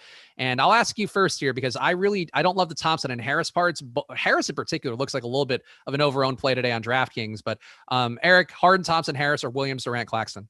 I mean, didn't even give us a site. That would have been very nice. It's got to be DK. Thank you so much for the $1.99. But I'm going to say if it's DK, God, everybody keeps going off on Claxton here in this chat. I don't know what's going on. That last show was just like Claxton. It's like, no, Jeff Green is going to be the guy that they want to have in the pick and roll. Kevin Durant did a great job on Jason Tatum last game. You're seeing that length. He also, I think steps up his defense a little bit come playoff time. That's something that's maybe not talked about enough when you're quantifying like how hard these guys are exerting themselves on the defensive end. I mean, these are the games that they care about. This is what the Nets have been coasting into the postseason for. So a guy like Kevin Durant in the pick and roll, back and forth with Jeff Green, back and forth with Blake Griffin, they did an amazing job on Jason Tatum containing him. I don't think Jason Tatum can be contained for all 4 or 5 games or whatever this ends up going. Like, I still like Jason Tatum quite a bit today, but looking at that 3v3 sightless situation, I don't want any part of Nicholas Claxton. I know that he's like 3-4%, and everybody's looking, who's Dwayne Dedmon today? Who is Bryn Forbes today? They don't exist. So I think that there's a guy that I like from Phoenix who's coming in around 5% owned that I think is like my favorite tournament low owned play of the day, who's going to be a big part of what I'm doing in my lineups to try to get very, very different and pass people. But Nicholas Claxton feels unnecessary. Yeah, I would agree. And I think your point there, that was actually what I was going to say too about the Dedmon and Bryn Forbes thing, where people will see that lineup yesterday. And I do think you're going to see a higher level of people or higher number of people who are doing that construction day, trying to jam in all the stars and just taking whatever value they can. And I think it's certainly possible that that can work out. And it's something that Eric and I were talking right before the show as well, that I think, for me, normally the way to judge like how a slate went relative to what the expectations were, what a lot of sharp people are thinking, just going through, looking at the 150 maxers. Our guy, Peter Viles, Bro, has done a fantastic job in tournaments across the board, but also studies them about as much as anybody I know out there and posts some of the stuff on social media. He was posting like about some of the 150 maxers, I think a couple other slates ago, and pointing out that there are just, some of these configurations of lineups that are winning right now that are just not conventional ones and not ones that seem to have a whole lot of logic with how he played DFS. And I feel like today more than any, and I know it's going to be sort of tough because people will see those results yesterday and want to get there. The guy who won, they got 4 entries in there and just, kind of went off the wall with it. But I think today more than any would be a day to me to lean on the projections more and really try to force your way to good lineup constructions and smart ones, because like even today we're going to have 15% Jabari Parker ownership, it looks like, on DraftKings. He's minimum salary. So like, I get it. They need some more scoring theoretically, but I just think you're going to see a lot of people kind of cramming the Claxtons of the world, the Landry Shamet. You can make sort of the same Bryn Forbes case for. Like there's a lot of guys you can make that case for, and I feel like those guys will be, to me, probably 1 to 5% higher than they would normally be. Yeah, it's chasey. Like this is kind of, instead of point chasing, it's lineup construction chasing, if that's kind of the right way of saying it. Like people are trying to target really thin plays. And again, I am a believer that sometimes we look at game ones and we call it the Bible. Like we call it the cheat code to see exactly what the rotations are, when really what you're trying to do is figure out who the recency bias is going towards and pivoting when other people are going a direction.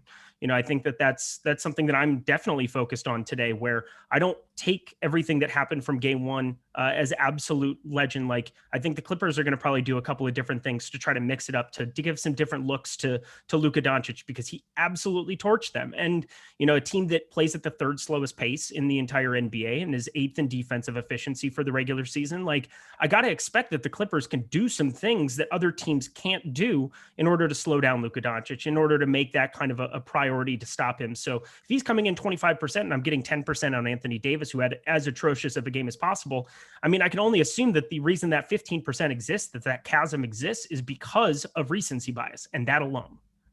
Yeah, I would agree. And I think too, there are lower probability outcomes you can get to that I do think have some more merit and a little more logic to it than trying to cram in, cheap guys and hoping you capture the magic that happened yesterday and is unlikely to happen again. And I think to me, one of those approaches today, and it's something that I see the chat also talking about Brooklyn, they're going to blow out Boston, no chance. I do think loading up on the Boston side is one way to try to get a little bit of a different construction that is going to give you some upside. And I think it's a little bit tough to get to guys like Tatum along with really any of the core Nets players. That to me, that was a construction I didn't love. But if you go Tatum, Walker, Fournier, Smart, some grouping of those 3 or 4, I think certainly throwing the big men in the mix too. Robert Williams was a tournament winner, so maybe some recency bias will spike his ownership today. But he or Tristan Thompson both going to be getting good run, both capable of producing pretty well on a permanent basis. Like there's a lot of Boston guys I like today, Eric. So that's to me is my spicy take here is that I think Boston can win this game. First of all, I think it's not crazy to think too that they just have a good DFS day, because for them to play better than they did last game, and like these guys shot, like I think Tatum shot 5 for 20. Kemba had a terrible day, also had foul trouble in the first half. These guys just have to shoot competently, and they could keep this game closer, maybe even win it outright. Okay. Well, we're going to slow down on winning outright. Look, I don't want to. That's a bold one, but it's it's not a crazy thing at all. What's the old money line on that one? Maybe you can slide in the old 373 and Father Bookie Lindquist, Mick Shockerson over here can allow for you to do what you will with that. But no, I get it. Like I think that they are going to play a little bit better here. Like Robin Williams had 9 blocks, 11 points to whatever there, and he was kind of the must-have smash out of that entire game. But a guy like Marcus Smart's going to play 40 minutes. It's really hard to not like him. And then Kemba Walker, somebody I'm drastically over the field on constantly. He got limited, as you said, came back in, got those 2 personal fouls there in the second quarter, played all of 45 seconds, I believe it was in the second quarter in that game. And it became just an absolute trouncing. And it actually kind of buoyed back a little bit, only an 11-point outcome on that direction. But I was very surprised on how much Boston I was getting. And that does speak to the projections. That also speaks, we shouldn't be that surprised. If you look at the left side of the screen, 227 total, Phoenix 209.5 for that game, 216.5 in the other ones. Like from a fantasy basketball perspective, I know that the Nets are very condensed, but outside of Jason Tatum, there are shots and there are points that have to be available to other guys here. And so I'm willing to take my shots and spread it around with Boston for sure in a great game environment. Yeah, I think that to me is just one thing here where you have all these guys projected around 20% on DraftKings today, which I mean, for some of these plays, again, you have guys like Jabari Parker projected for 15. You have some of the guys, actually Dallas also pretty lowly projected. But point being, you have guys like Nick Batum's projected for 20% ownership. I just think Boston is getting a little bit more disrespected. And going back to the money line point, like it is a steep money line, but still a money line that it gives a 21% chance, implied probability win rather. So I think to me in this spot, like there's a world here where they can win this. And I think a world too where they can just stay competitive enough. And for DFS, that probably does mean beating their median projections. So I think in this spot, that's a configuration that I'm intrigued by today. But Eric, I guess if you were to pick between the Boston Celtics and priorities relative to ownership and all of that, give me your takes on some of these guys, because Robert Williams is going to be the chalkiest player, projected for over 35% ownership on DK, over 30% on Fanduel. He's a player that was really productive last game, certainly not going to get those 9 blocks again, but you can still find, pretty close to double-digit points and rebounds and then whatever stint of time he's going to get. How are you handling him? I mean, we haven't gotten the starting lineup, right? Like I want to see Robert Williams in the starting lineup. I think I'll feel much more comfortable being lower there. But as of right now, I'm planning on being over the field, over 50% over on DraftKings. I think 4,600. I don't know if he can get up to 24, 26 minutes, you're just going to need him. He's that kind of a player. 1.3 DraftKings points per minute on the entire season. I think on FanDuel, even at 50 and under, he makes a contrarian center play. As I say that, we get the Celtics starting lineup. Wow. Like, how does that work out sometimes? That's they know absurd. You're a VIP. Dude, next time, just at me, bro, and let me know that it's just coming right down the line. It's Tristan starting, so it's not Robert Williams. So, I just saw that, yeah. So everything I said, disregard it, rewind, zip it, and reverse it. It's your firm a difference win yet. I mean, I would say too, though, like I know people maybe will be a little bit more scared off Robert Williams not starting, even though that was going to be the case more oftentimes. I mean, he's had, slate breaking games all year long, not starting as well. Like, I don't mind Robert Williams not starting because that second unit group, like it's certainly not anything to be afraid of when you have the starters with Blake Griffin and all that. But going against Nick Claxton, like Nick Claxton is a very good fantasy producer, but he's not a dude who, like, if anything, I think he's going to add to Robert Williams' block category a little bit more than he would take away from it. I just feel like it's still a perfectly playable spot for Williams, even though the price tag not quite as good as last time. Yeah, I agree. Also, I love the look from Jordan Klein when I was doing Missy Misdemeanor Elliott and it went completely over his. Oh, he's just shaking his head. He thinks I'm a disgusting individual and that I should no longer rap / sing / do anything. Awesome. Do you know I'm a member of the Wiggles? It is just born. It is in my blood to be singing on the daily, to find tunes that can bring levity to your lives. But yeah, no, I'm right there with everything you said. I think Robert Williams, like now 47%. I do expect that number probably to come down a little bit. And he does just give you such a ridiculous amount of fantasy points per minute. But I think even Tristan Thompson now, we were kind of trying to figure out how to break down those minutes. I think I'm going to give a couple more minutes to Tristan Thompson, more towards 26. I think that there is still potential for him being a 0.9 fantasy point per minute guy over on DraftKings, where that could be something. But 4,900, you're not getting a discount, but we'll see what that ownership gets to over the course of the next 30 minutes. We still have some time. Yeah, we are going to do a little money time coming up in 9 minutes. So hit that like button, guys. Get us to at least a respectable 600 likes. Sloffy and to tip off guys, including this guy, Eric, right here on there as well. Did a really good job getting the likes up, but now we just got to kind of pad the stats out along the way. So get us to a reasonable 600 likes. And in return, we'll give you guys the top 5 projected owned plays on DraftKings and Fanduel. And I'll flip my hat too. That's really the cherry on top of it all, is getting to see a grown man flip his hat. I think we can all agree there. Just pasting in the updated ownership. The ownership got updated 3 minutes after the show started as well. So I just want to make sure some of the numbers are going to move around a little bit based on what we're talking about here, because I was referencing the old ownership for a few seconds here. But Eric, talk to me about the rest of the Celtics, because again, this is my take on the day. So obviously I'm going to have a good amount of these guys. Tatum, I'm just with the field on, but Kemba Walker, I think, is a play to me that I'm really willing to get to because of those minutes being shortcutted last time out. People may be thinking, oh, like he lost minutes to Peyton Pritchard or something, and not just, looking at the actual foul count for him and seeing that go up.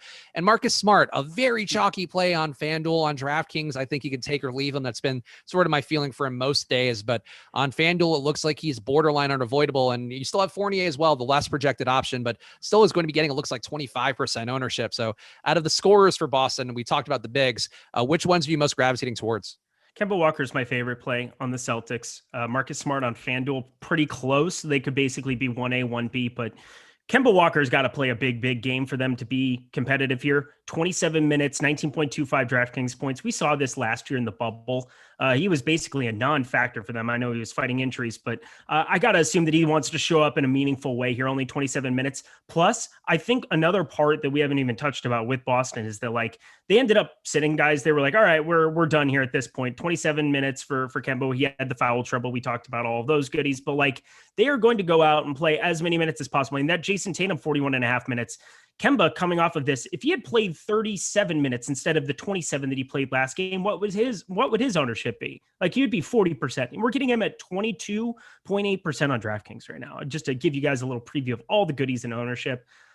I love Kemba Walker as a play at the point guard position, 7,200. Looking up and down the rest of that position, I think Chris Paul, we do have question marks on. I still like him, but kind of going around like Dennis Schroeder, I don't really want to be going there. I think Kyrie is kind of a tough get for me. Amongst all of those trio of Nets guys and amongst all the spend ups we have. And then if I'm going to be lighter on Luka Doncic, I really want Kemba to kind of be a guy who puts up 40 plus. And I think that he's very, very capable of doing this. This is a phenomenal matchup for him. If he can just keep his hands to himself here for a little bit, we should be in a good spot being over the field there. I mean, yeah, I would hope he keeps his hands to himself as well. I think that's generally going to be good etiquette for all involved. Brooklyn Nets on the other side. Here's the tough part with the Nets. These guys are going to be owned. And I think on a median projection basis, just in terms of how we view value metrics, and those aren't going to be quite as much of a hold near and dear to your heart as it is during the regular season for parts of that time. But James Harden, Kevin Durant, Kyrie Irving, these guys just don't really pop up meaningfully in an optimizer. And I think the ownership for Kyrie is really showing that people are still going to find their ways pretty heavily to James Harden and Kevin Durant.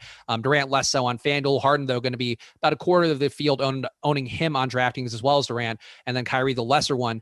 Joe Harris also getting over 20% ownership. People are going to be on Brooklyn pretty heavy. And I do feel like that's one thing that A, gives me a little more interest than Boston, but B, I think just tough to get to these numbers on an optimizer today, Eric. And I'm not sure if you feel differently here, but who are you prioritizing for Brooklyn, if anybody? Oh, James Harden has a crazy ceiling, and we're going to start seeing some crazy ceiling from him. That assist rate is something else.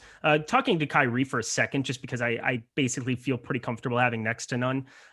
It doesn't feel great considering he's the cheapest of the three, but he really does have to get there in scoring. I think it was Rynpak that was talking about that on the last show a little bit. It's very, very true. But with James Harden off the floor, which he might get like 5 or 6 minutes of, he's got an assist rate that sits right at 23.8%. But you just take them at face value here. James Harden just has a ridiculous assist rate comparably to everybody else on the floor. I really like being over the field to him. I would have no problem if you wanted to make that Kevin Durant instead. It's just kind of like with the lineup constructions, shooting guard is a spot where I'm kind of paying up for on FanDuel. I think that it fits well for some of the builds of what I'm doing over on DraftKings as well. Kyrie just feels like, and maybe I'm wrong about this. Like maybe I need to be considering that his ownership could be even lower than we're projecting him to be. And it's not like he doesn't have a ceiling, but like James Harden can give you that triple double upside. And I don't know if Kevin Durant necessarily is going to be doing that in this series. Kevin Durant can go for 45 real points really, really quickly in this matchup. But I think James Harden's comfortably the guy that I'm going to be overweight to. And I'm kind of lighter on the other guys. Are you with me on the Joe Harris ownership being kind of baffling? Like, I think there are a lot of guys you could sort of make the case for, but 20% on DraftKings, over 25% on FanDuel. That is a lot of Joe Harris, and a guy who's just barely shooting and on the air. I mean, 0.77 fantasy points per minute, it's not terrible, but those numbers are going to be even lower because now you actually have these three guys all healthy.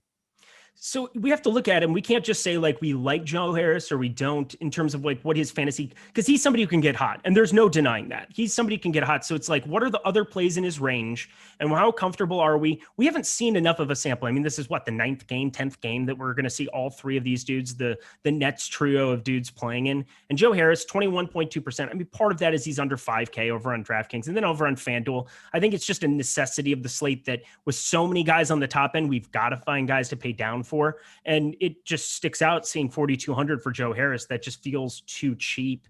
And I think that makes sense. But because the ownership is going there in such a meaningful way, I think you're right to be able to pump the brakes there. It's just hard to find 37 minutes and a guy who can get hot on the floor, can run into some other stats. We saw 5 assists against Denver randomly, 6 assists against Toronto. I mean, those are only 2 games out of the last 10, but he has the potential to have other things just fall into his lap. That's what happens when you're out on the floor for 37 minutes. But if it's not Joe Harris, who else were you looking for like small forward value? I think that that's kind of where he makes sense. And I think the ownership does make sense. I just want to be light on it because exactly as you said, it's hard to know really like, is this going to be the day where he gets to have 10 to 15 shot attempts alongside Harden, Durant, and Kyrie? And I'm happy to pump the brakes on that ownership number.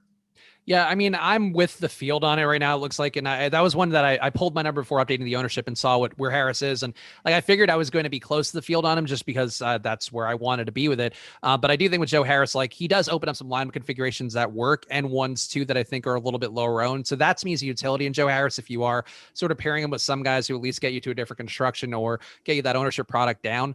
But overall for Harris, it's just one of those plays where if you can find a way to pivot, if you have a particularly strong feel about somebody else at one of his positions on DraftKings, like I wouldn't mind taking that stab.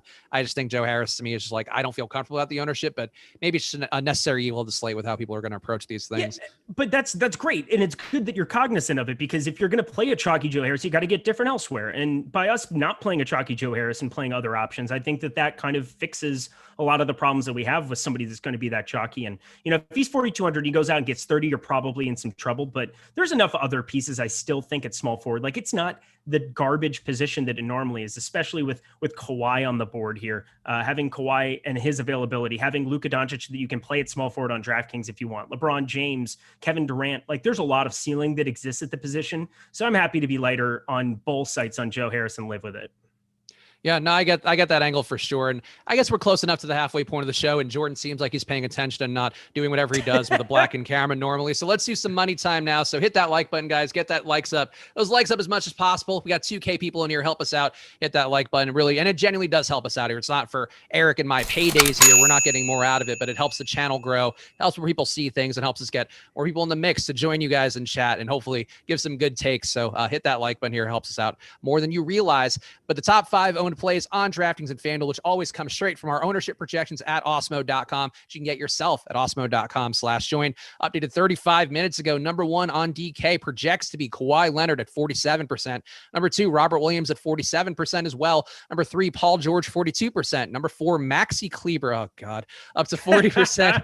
And number 5, DeAndre Ayton at 34%. And I say that, oh God, because before the show, Eric and I discussed my struggles with Maxi Kleber, and I guess we could talk about him a little bit briefly here before we get to the Fanduel top 5. But Eric, that 40% number for Kleber on DraftKings, you above that or below that right now? I'm right below it. I'm just below it. I don't really like. You got to think that in these spots they're going to do everything they can to play. Dallas is still 7-point underdogs. They still aren't the favorites in this series in Vegas or anywhere. Like they need to be winning basketball games, and they're going to try to push Cleveland. I mean, he played 36 minutes, got body bagged by Kawhi, but got the win. And they want to go small in these spots and play Porzingis there at the 5 and Cleveland alongside him at the 4. And no Powell, no Boban, no Willie Cauley-Stein. I mean, it's going to be Kleba that they want to have out there for big minutes. And they've basically been saving him up here. I mean, he hadn't appeared in a game since the 12th of March until, it was basically 10 days off there, missed a bunch of games. And that Achilles sounds like it's a big deal. So I don't know. I could probably see why it's somebody that is a necessity of the slate. He's 3,400. You look below him, and other than Jabari Parker, there's not anybody that's like remotely interesting to me whatsoever. Going around here, it's Jabari and nobody else sitting below 3,400 on DK. Makes sense, but I think that there's other ways to go. Yeah, I'm going to be a little bit above that number, which is the number I landed on before the show. And so part of the reason I'm willing to go above it is because I do think he plays. I think the fact they rested him, it's an Achilles issue he's coming off of, and they were willing to play him over 30 minutes in that game. I think actually over 35 minutes, if I'm remembering correctly, in that game. 37, 36. 37 minutes. They're willing to play him that much. I think it's just more hey, let's get him as good as he's going to go again. And then if we lose Maxi, Maxi knows the risks. He's going to do that himself. He sucks. I've played Chalk Maxi on regular season slates. It's not the most fun thing in the world. Can't say I've had over 50% Maxi very many times, unless I'm misremembering, but still a player that, to me, if you're going to give him that 35 minutes, it kind of sucks because it's going to harken back to Robert Covington yesterday, who just did nothing on the floor besides add quality defense to his credit. But from a fantasy perspective, Kleber could certainly do that. I just don't know where you go to make the same construction where you could pay $400 more and go to Nick Batum and hope he gets his extended playoff run. Cam Johnson, who's pretty much, I think, mostly a non-factor in the rotation. It seems hard for him to get a lot more run unless he really heats up Bryn Forbes style. There's just not a lot there. So Kleber's the default option for me, and one that you're stuck with because there's no pivots you can make really. Yeah, and his optimal percentage. So I go to the boom bust tool, and I kind of make that the tiebreaker for why I want to be a little bit lower on him. 40% ownership, if that's going to be the flat number. And I think that sounds exactly about right. 25% of the time optimal. So you're looking at negative 15 leverage. Have fun being over the field. I understand that, if you get 2 or 3 of these guys, I find it hard to believe that amongst all of the studs we have that we're not going to get 3 guys who go for 55 plus. So if you hit on those and you combine them with Kleba, you're in a great spot. But it still feels like a place where even if he does play, I know that he ended up getting pushed out there, but if he's really on the border, this might be a spot where they limit him to 25 minutes, even as recently as those 2 games that he had played previously. He played under 20 minutes in them. Maybe he can get out there and be somewhat effective, limited, get a little extra break before they go back to Dallas, and he'll be good to go for another 30 plus minutes. But I get why you're doing it. I'm just going to do other things. Nope, that's reasonable. And maybe there'll be some plays on FanDuel that you'll feel similarly about with the top 5 here. We've got Kristaps Porzingis, number 1 at 47% rounded up. Number 2, Marcus Smart, slightly lower version of 47% rounded up. Number 3, Chris Paul at 44%. Number 4, Paul George at 41%. And number 5, Devin Booker, rounded up 40%. And I feel like this top 5, no Klebers in there. So I'll give FanDuel some credit. Part of the reason I have enjoyed playing on FanDuel, even though I'm ramping down with the playoff season right now. But I feel like the top 5, Porzingis would be the one I could sort of poke holes in, but his price tag is down enough where you probably have to play Porzingis and Smart. And we know, some of the risks that come with those guys, but the top 5 is a pretty good top 5. And here's the thing. This is let's jump to my Phoenix take. I think is kind of where we're at. I think Cameron Payne might be the best tournament play on this entire slate. There are a lot of unknowns, and just like with Donovan Mitchell, I was happy to be lower on Donovan Mitchell coming off of coming off of that. I thought that there was more uncertainty than the 34 minutes we were projecting him for on Sunday. And then he didn't end up playing, which ended up working out great for me because I already had all the Mike Conley in the world. I was able to try to pivot on. I had a decent day. It could have been awesome had it been, Joe Ingles instead of Dylan Brooks that ended up bringing home the bag. But I think Cameron Payne isn't going to jump up meaningfully in any kind of an optimizer. Getting a little bit more ownership over on FanDuel. He's close to 10%. I rarely make groups anymore, but on a 3-gamer here, I think you have to make a group where if you're not going to get Chris Paul, if you're going to get one of him or Chris Paul. If Chris Paul's limited in any way, Cameron Payne got ejected in that game, played limited minutes. I know Cameron Johnson's back there, and maybe that hurts him a little bit in terms of what his outlook might be for this game. But 4% over on DK, 4,400. That sounds ridiculous, but he's a 1.04 DraftKings points per minute producer on the entire season. Only played 13 minutes. Go in his game log and see how many times he was busting over 24, 25.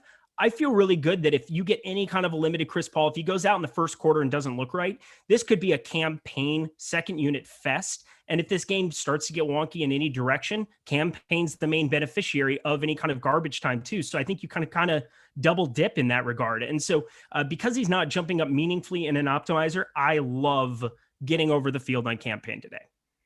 I certainly get that logic. A good way to hedge against Chris Paul's lofty ownership. People will be going heavily there, even though he did have those injury issues last game and was really ineffective in the second half. And I think, well, let me check my final exposures here, but yeah, I'll be with the field on Chris Paul and DK. Like, I'm willing to take the risk because I do think it's still a situation if he is going to be healthy, or as Eric hinted at earlier with some of the pharmaceuticals and the needles out there, perhaps he can get some cortisone in his shoulder and feel better today would be my hope. But I'm with you. But don't get me wrong. I still like Chris. Like that's where this take is different, where it's not something where I'm saying play campaign instead of Chris Paul. If I'm right now at the field on Chris Paul, I thought it was going to be a little bit over. This number is pretty lofty, but I'm saying that in the lineups that I don't have Chris Paul, I want campaign. Like, I want a lot of campaign. I'm right around 25% right now. I feel like that's my stand. If you're looking for the guy that I'm taking a Britton Forbes or a Dwayne Dedman type stand on, this is a guy that I think at 5% or underneath 5% on DraftKings can go out and meaningfully be effective. He's over a DraftKings point per minute producer as a point guard. This isn't like Peyton Pritchard coming off the bench for Boston. This isn't like,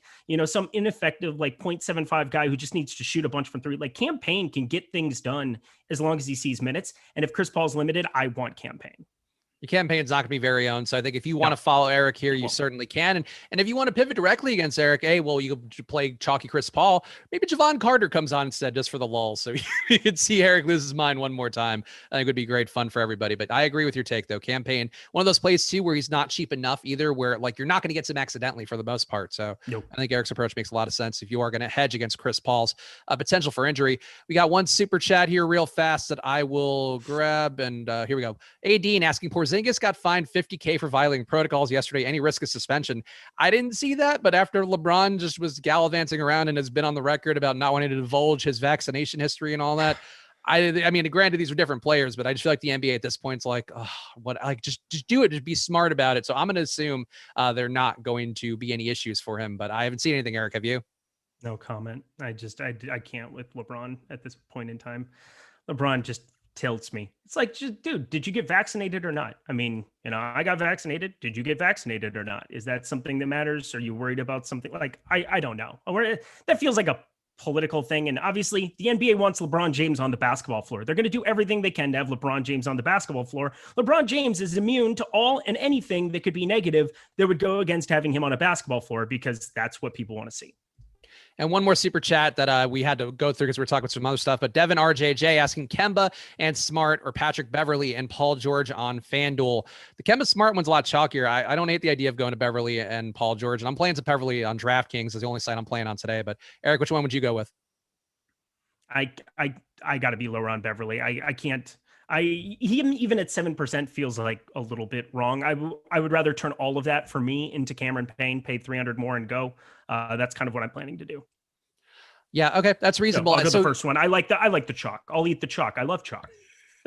Patrick Beverley is a player that I do think, again, same price tag as Maxi Kleber, so he sort of fits the thesis of the construction that I like today.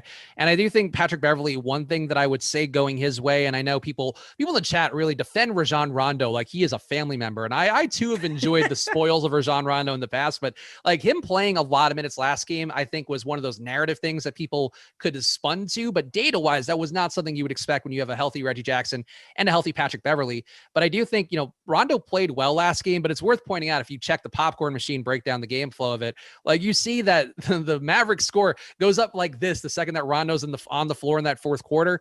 And I think to me, that's a spot where Patrick Beverley could see more run. It's going to depend on his health. He is a guy who's been banged up all year long. So that's something that maybe they are limiting him for that reason. But Beverley to me can earn his way to more minutes here just by the Clippers being more competitive up top, not needing to bring Rondo in for that increased playmaking. And maybe they are ahead and you need Beverley's defense a little bit more. I think there's a very easy pathway for Beverley to get more run. And he already projects as a good value. So I'm willing to be there more, but I'll give you your chance to give your Beverley rebuttal because you just said you weren't that big of a fan. Yeah, I'm not. I would rather go to Reggie Jackson if I'm going to pick somebody out. It's just a question of like, I know he's been playing a little bit more here. Beverley has. Let me pull up. Yeah, I mean, he's played 17, 19 minutes. It's just that they can't extend his minutes. Like, I don't think he can play beyond 24 minutes, 25 minutes right now. And I don't think they really want to. Like, Reggie Jackson's a little bit better offensively. He played pretty decently this entire year. He got up to 21 minutes. So he played the lion's share of the point guard minutes here. I don't know. I don't really feel enthusiastic one way or another about either of those point guards. And between Kemba, Campaign and Chris Paul, I think my point guard position's kind of made up for the most part. If you get a couple shares, obviously this is a 3-game slate and you kind of mix and match guys. I have no problem with it. But Patrick Beverley just doesn't feel like a play I want to get to any kind of meaningfully. I think I have one share of him on DraftKings tonight. And I guess, there's one more value we could talk about in the Clippers. We got a super chat from our guy, R. Cathels, asking thoughts on Serge Ibaka on DK. He, with the minutes that Awesemo's given him, he projects very poorly. To me, 15.5 minutes was the Awesemo projection today for his run of minutes. And that, to me, just makes him a 15.4 fantasy point guy. And that actually might be a little more aggressive than Awesemo's projection, too. So he, as a tournament option, I do kind of get why you might want to go there a little bit, given what we've seen recently. But at the same price tag, like I think I'd rather have Robert Williams. And I guess maybe that's the chalk donkey in me. That's me and spending too much time with Eric recently. We're huffing the same chalk, but I do feel like Serge Ibaka, I don't see the reason to get there, Eric, but do you? No, do you want to play the Dwayne Dedmon route? And I think Dwayne Dedmon probably had a little bit more of a clear path than what we're going to get for Serge Ibaka. There's just so many guys that are kind of muddying it up for him. We saw 17 and 19 minutes before, like leading into the playoffs. So we know that there is a capability for him to get up to 20. It has a block upside, but 5,200 over on Fanduel, no. DraftKings 4,600, maybe a share or two, but don't get nuts. I don't think he's a guy to make a stand on today. And that's a reasonable one. Another guy that I would say is not a player that I would want to make a stand on, but the field, and I guess I by proxy will be making a good enough stand on as well. Nick Batum, who did see increased minutes for whatever reason. I honestly don't know why he played as many minutes as he did, other than him being sort of a sure playoff hand that coaches tend to gravitate towards. But he's projected for 30% ownership almost on DraftKings, a more reasonable number on FanDuel, closer to 15%. But Batum, is he somebody you're buying in on? Because in the quest to just make lineups work today, people are playing everybody, and Nick Batum is going to be getting that sunlight a lot more than you'd expect. And a quest to play Luka alongside Tatum, alongside Harden, alongside everybody. Yes, people are doing some things, and I'm hoping that more balanced works out better. I'm not playing the top end Luka. I do have some Harden. I like going to Harden. I think he makes for a guy that just has the crazy amount of upside. He's under 25% on DraftKings, so that's a good spot to be. Marcus Smart fits in well, but yeah, if I'm going below 4K, there's other places that I would rather go than Nicholas Batum, who played 32 minutes, knocked down some threes. I just don't expect for him to get close to those minutes again. I think those can kind of get spread around a little bit more. Yeah, no, that's a reasonable way to look at it. Again, another guy, there's going to be a lot of guys, I think, in these playoff slates with how the pricing's been a little more aggressive recently, that you're just going to have to play as some guys and not feel the most highest level of comfort. And I do think, to me, that some of that's just going to be dialing down the exposure for some of them, ramping them up a little more for others. And for me, Batum is one that I'll have about half the field, but I think just taking him out of the player pool entirely didn't quite work. So that's the fun of optimizing efficiently. Yay. It's nothing better than when you're like, oh crap, I've cut the player pool too much or the exposure is too much. And then you have to redo on Fantasy Cruncher and walk it back. And you're like, welcome back, Nick Batum. Come here. It's like being an absentee father.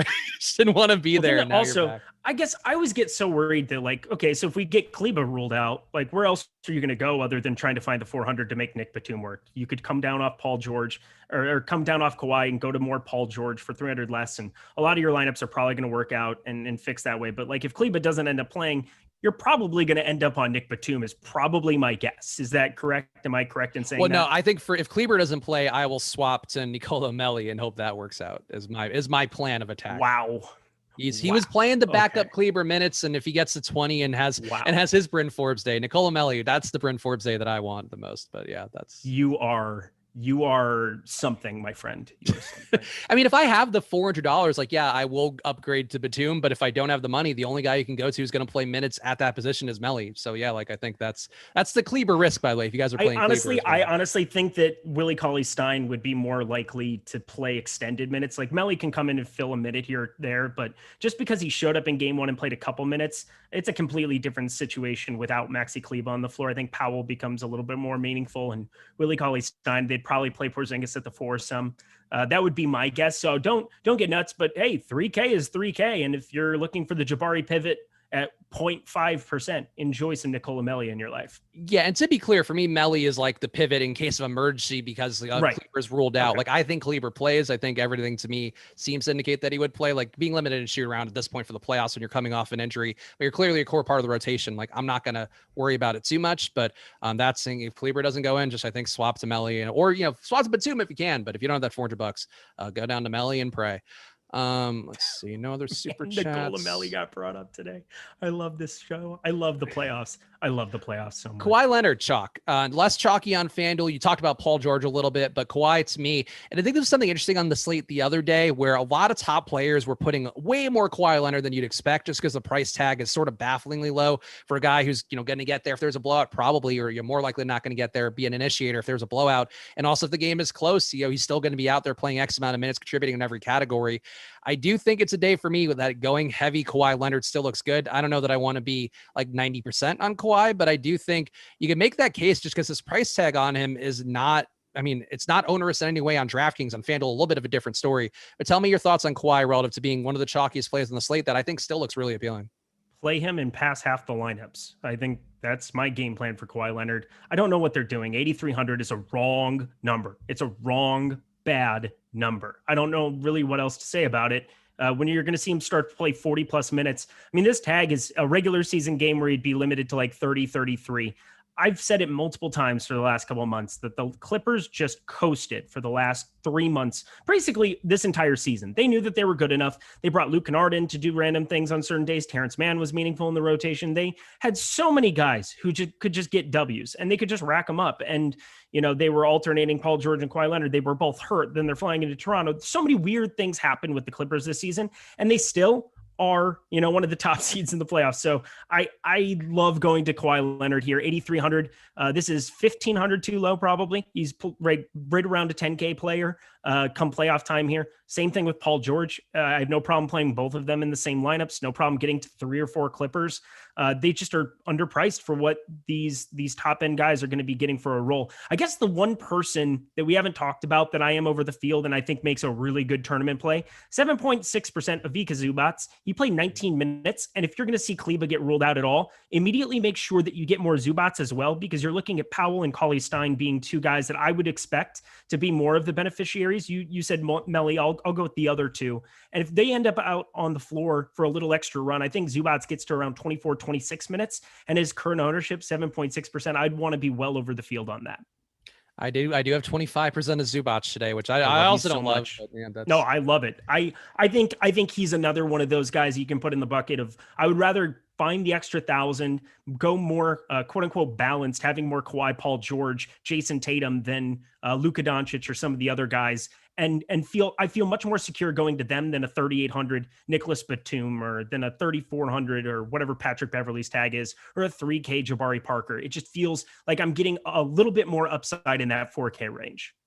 All right, we got one super chat to hit on real fast, and we'll talk through the rest of the players that we haven't hit on yet. And if you have any questions, get them in, whether it be in super chat form or on the premium Slack. But Mike L sending in a Fanduel GPP 3v3, and I appreciate him spelling it out like that, so I had a really good lead in there to read it on the show. But CP3, Harden, and Morris, or Luka, Paul George, and Claxton.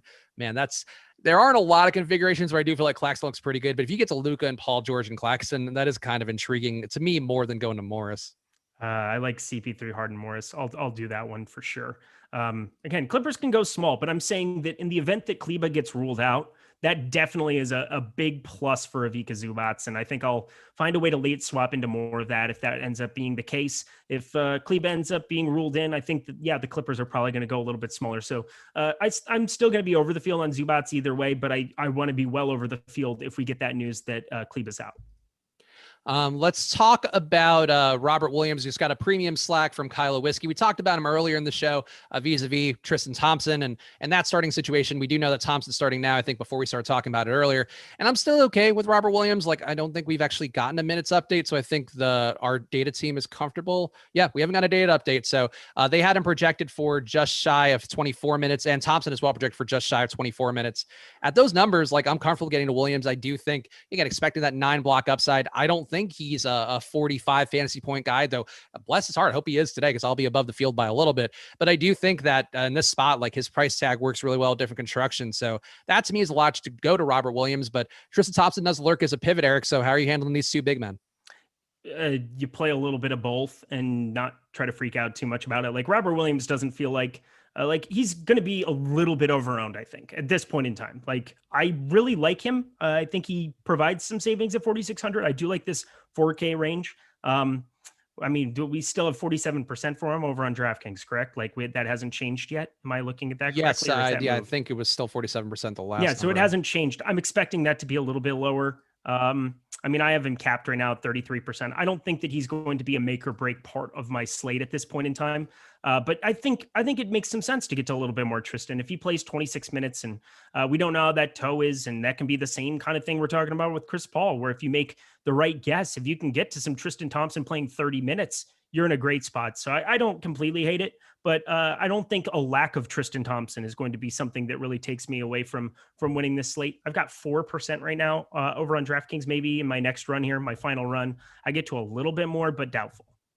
Yeah, no, I'm with you on that. Tristan Thompson, I think still I would rather have more Robert Williams, even knowing that Thompson's the starter by a wide margin. And getting a little bit of Tristan with your Robert Williams exposure, I think if you were to cut, this is not how I did it, but I think if you cut a little bit off of that Williams exposure and just made those Tristan Thompson lineups, like, that to me is a really logical way to go about it, and not the hardest thing to do. So go try that one out for yourselves out there.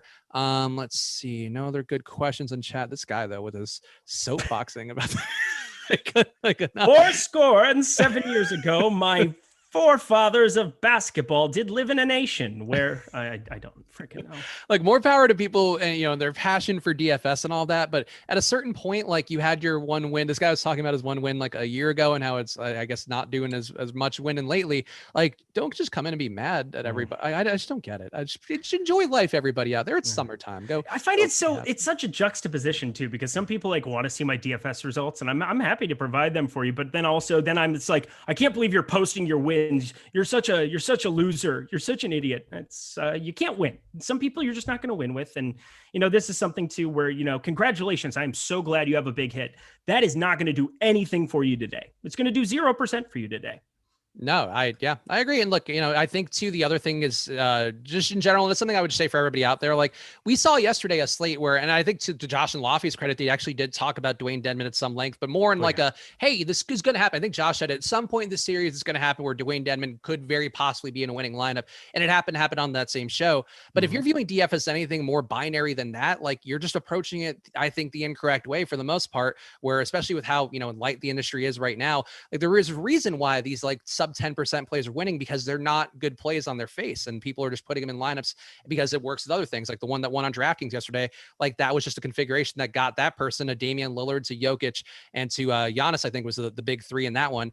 And like, that's what happens. That's just how the game goes. But to talk like, oh, Covington's a bad play, like everybody's a bad play the next day. That's I think the main thing you can learn about DFS. Like, I could make a cottage industry going back and doing Captain Hindsight content, and honestly, maybe I should. That could be a good bet. Captain Hindsight. hindsight. Was that a thing? Is that a bit you have? Well, no, but that was the South Park bit that they were doing for a while. But come back the next day and go like Covington playing 35 minutes to bad play. And like I think going into that one, that too, but you just want guys around the court because that's the whole thing. You want court time. Like you'll get lucky want court time. And Covington is going to have a game where he goes for 35 plus, and all those people who are like saying, gotcha, sorry, but he's going to go for 35 plus one game in this series. No, I agree. But hey, that's life here. But we appreciate all the main other people out there, honestly. And honestly, even those guys too. Like I think just there's no reason. This at the end of the day, if you're watching this stream, I hope you do well today. I hope I do well. I hope Eric does well. Give or take. But I hope all of you do well out there for the most part. Because like that's the whole thing. Like if you're watching this show, like we're in the same boat. We're talking about the same things. We're all excited for the same thing. I think the divisiveness of the DFS community. I know why it's like that, but at the end of the day, like there is enough. I think we're having a moment. You just go and do mean things and say jerky things and hurt my feelings and make me cry on stream. I'll cry on stream.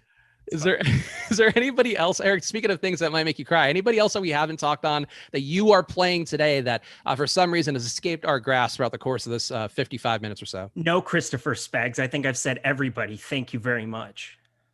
That's okay. So we're good. We're good. See, we're set. We're ready to rock. So we talked Cameron Payne. Vika Zubats is another guy that I do like, and it's not completely contingent. I did say that. I mean, I'm still double the field right now on DraftKings, but I will be triple 4x the field if we get no Kleba, because I do think Dallas ends up having it be matchup based. Don't fall in love. Like game one logs can give us a good idea of what's happening. Jabari Parker is he has potential to play 0 minutes or 24. Like there are some range of outcomes that exist for some of these plays, and to say that one thing is for sure happening or is not happening is kind of absurd. Don't get in the habit. Don't be that guy that just basically is like, I told you so after the fact. Like right now, I'm just making a stand against those kind of builds where Jabari Parker is going to be a part of it. Some of those 3K guys. And I'm generally the person who's looking to jam in that low value to make big stars and scrubs lineups work. And I'm overweight on Luka all the time, but I think going a little bit more balanced with a lot of 4K guys and then the top end guys, that's just kind of the path that I'm taking on this slate today. And if it burns me, it burns me. We have tomorrow. Yeah, and that's the thing with the playoffs. There are going to be lessons you can learn each game, and hopefully you can impart them as best you can. And certainly the best thing you're going to be doing is relying on the data. So if you are generally out there looking for information, use that Awesemo.com data. Go to Awesemo.com/join. Get it all in your life. We talk about the minutes projections on here. Some of us make our own player projections, myself included, using the minutes as a base, and then sort of fact check that against Awesemo's data. And if you have any question about credentials and all of that, you just go to any site out there that ranks DFS players and look up Alex's winnings over the course of time, as well as our founder, Tom, our other founder, Eddie. Like all these guys have done a great job. Ryan, who you just saw on the show before. Ryan sucks. Ryan, boy, what a bum. Get a better internet connection, Ryan, to be. I'd say. We've got my bachelor party coming up. Can't wait. Come on. He's just basically. I assume his internet is literally like just yarn put together and so. Dude, you didn't shoot a podcast with him this entire year. I shot a podcast with the poor fella, and I'm like, man, you are the best player with the worst internet ratio. Like the two do not match up very well, but props to his internet for finally starting to work towards the end. Way to go. Yeah, I think that's the fun one. Boy, man, what is going on this time of year? Like it's so great. Honestly, burn. Let it burn. Ooh, oh my God. Guys, it's fine. Like it's the world's opening back up. Have fun out there. This is honestly hilarious at this point. You know, it's just one of those things where I'm just such a happy person and people think they can bring me down. It's pretty tough. And yes, Spags, I probably do care about what people think. Okay. I'll give that to you at this point in time, but I don't really need to have verification from a nameless avatar in order to feel self-worth and like I'm important. Or also I don't need you to tell me I'm good at DFS. I already know I am. So it's fine. Yeah, I look, and I think too, whatever. I'm not going to go into the spiel anymore. Like, because there are a couple players. Keep going, dig a hole. No, like there's you know what? Like, you don't go to Frank Vogel, like, hey man, you're not running that pick and roll right now. Like I can host shows and do that without it being like some sort of constant voice of concern. Like the reason you're following this channel is not for me and Eric. You're following it because like we work with the best DFS player in the world and have the best information, and hopefully you do too. But like that's me. Speaking of best information, I'm a diva, says Butthole Jenkins. He is the de facto guy. I mean, out of everybody, I take what he says as the legend of whether or not I'm important or not. That's what I was trying to say. It's fine. We got 25% ownership on Mikal Bridges and Jay Crowder. And these are two guys that we haven't hit on, along with DeAndre Ayton. And the Ayton chalk, this is one where I had to say DeAndre Ayton is one over the weekend. I mentioned that I had a better weekend, and that was really the only good run I've had with the playoffs so far, is that Ayton really carried me. He was 6% owned. He was basically unrecognized. I knew he was going to be getting the minutes because how was he not going to in this particular matchup? Today, though, Eric, the field's going to be there heavy, and field's also going to be heavy on Jay Crowder and Mikal Bridges. Crowder was a valuable part of winning lineups last time out, even though he didn't score that well for himself. Bridges, we know, does have some degree of a ceiling, but how are you handling those three? Because I do think, Booker and Paul, you mentioned your takes on campaign earlier in the show and how you can go that way.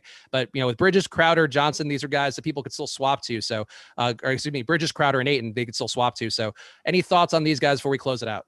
I think that they're about appropriately owned. I think that they fit in well with lineups in the kind of construction that I'm going with. I'm a slight bit over the field on Mikal Bridges, slightly under on Cam Johnson. DeAndre Ayton, I really just think that the price tag is off. 6,100.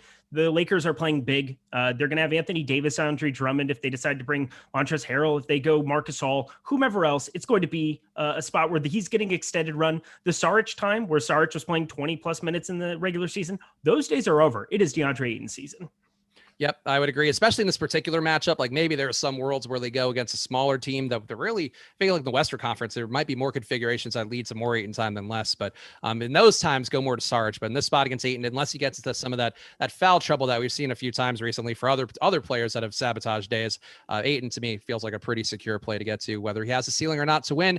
We'll all find out today because we are locked. So Eric, give the people the plug, and I'll give them one plug. Tomorrow, you and I will be on the tip-off with the returning Kayla Knierim, and I do have a surprise for Eric that I was so tempted to try to get in the mix today, but tomorrow on the tip-off, there will be a special Eric surprise. I'm here for teasers. I love when you tease me. That was wrong. I didn't mean to say that. We're going to move on. I have the Slate Starter that comes out. The article comes out every single evening, right before the morning comes around. And then I'll have the prop report. That's back in action for the NBA playoffs. Something I had done props for the NBA, for MLB, for other things. NBA playoffs, here on out, I'm going to be giving you 3 props to be utilizing.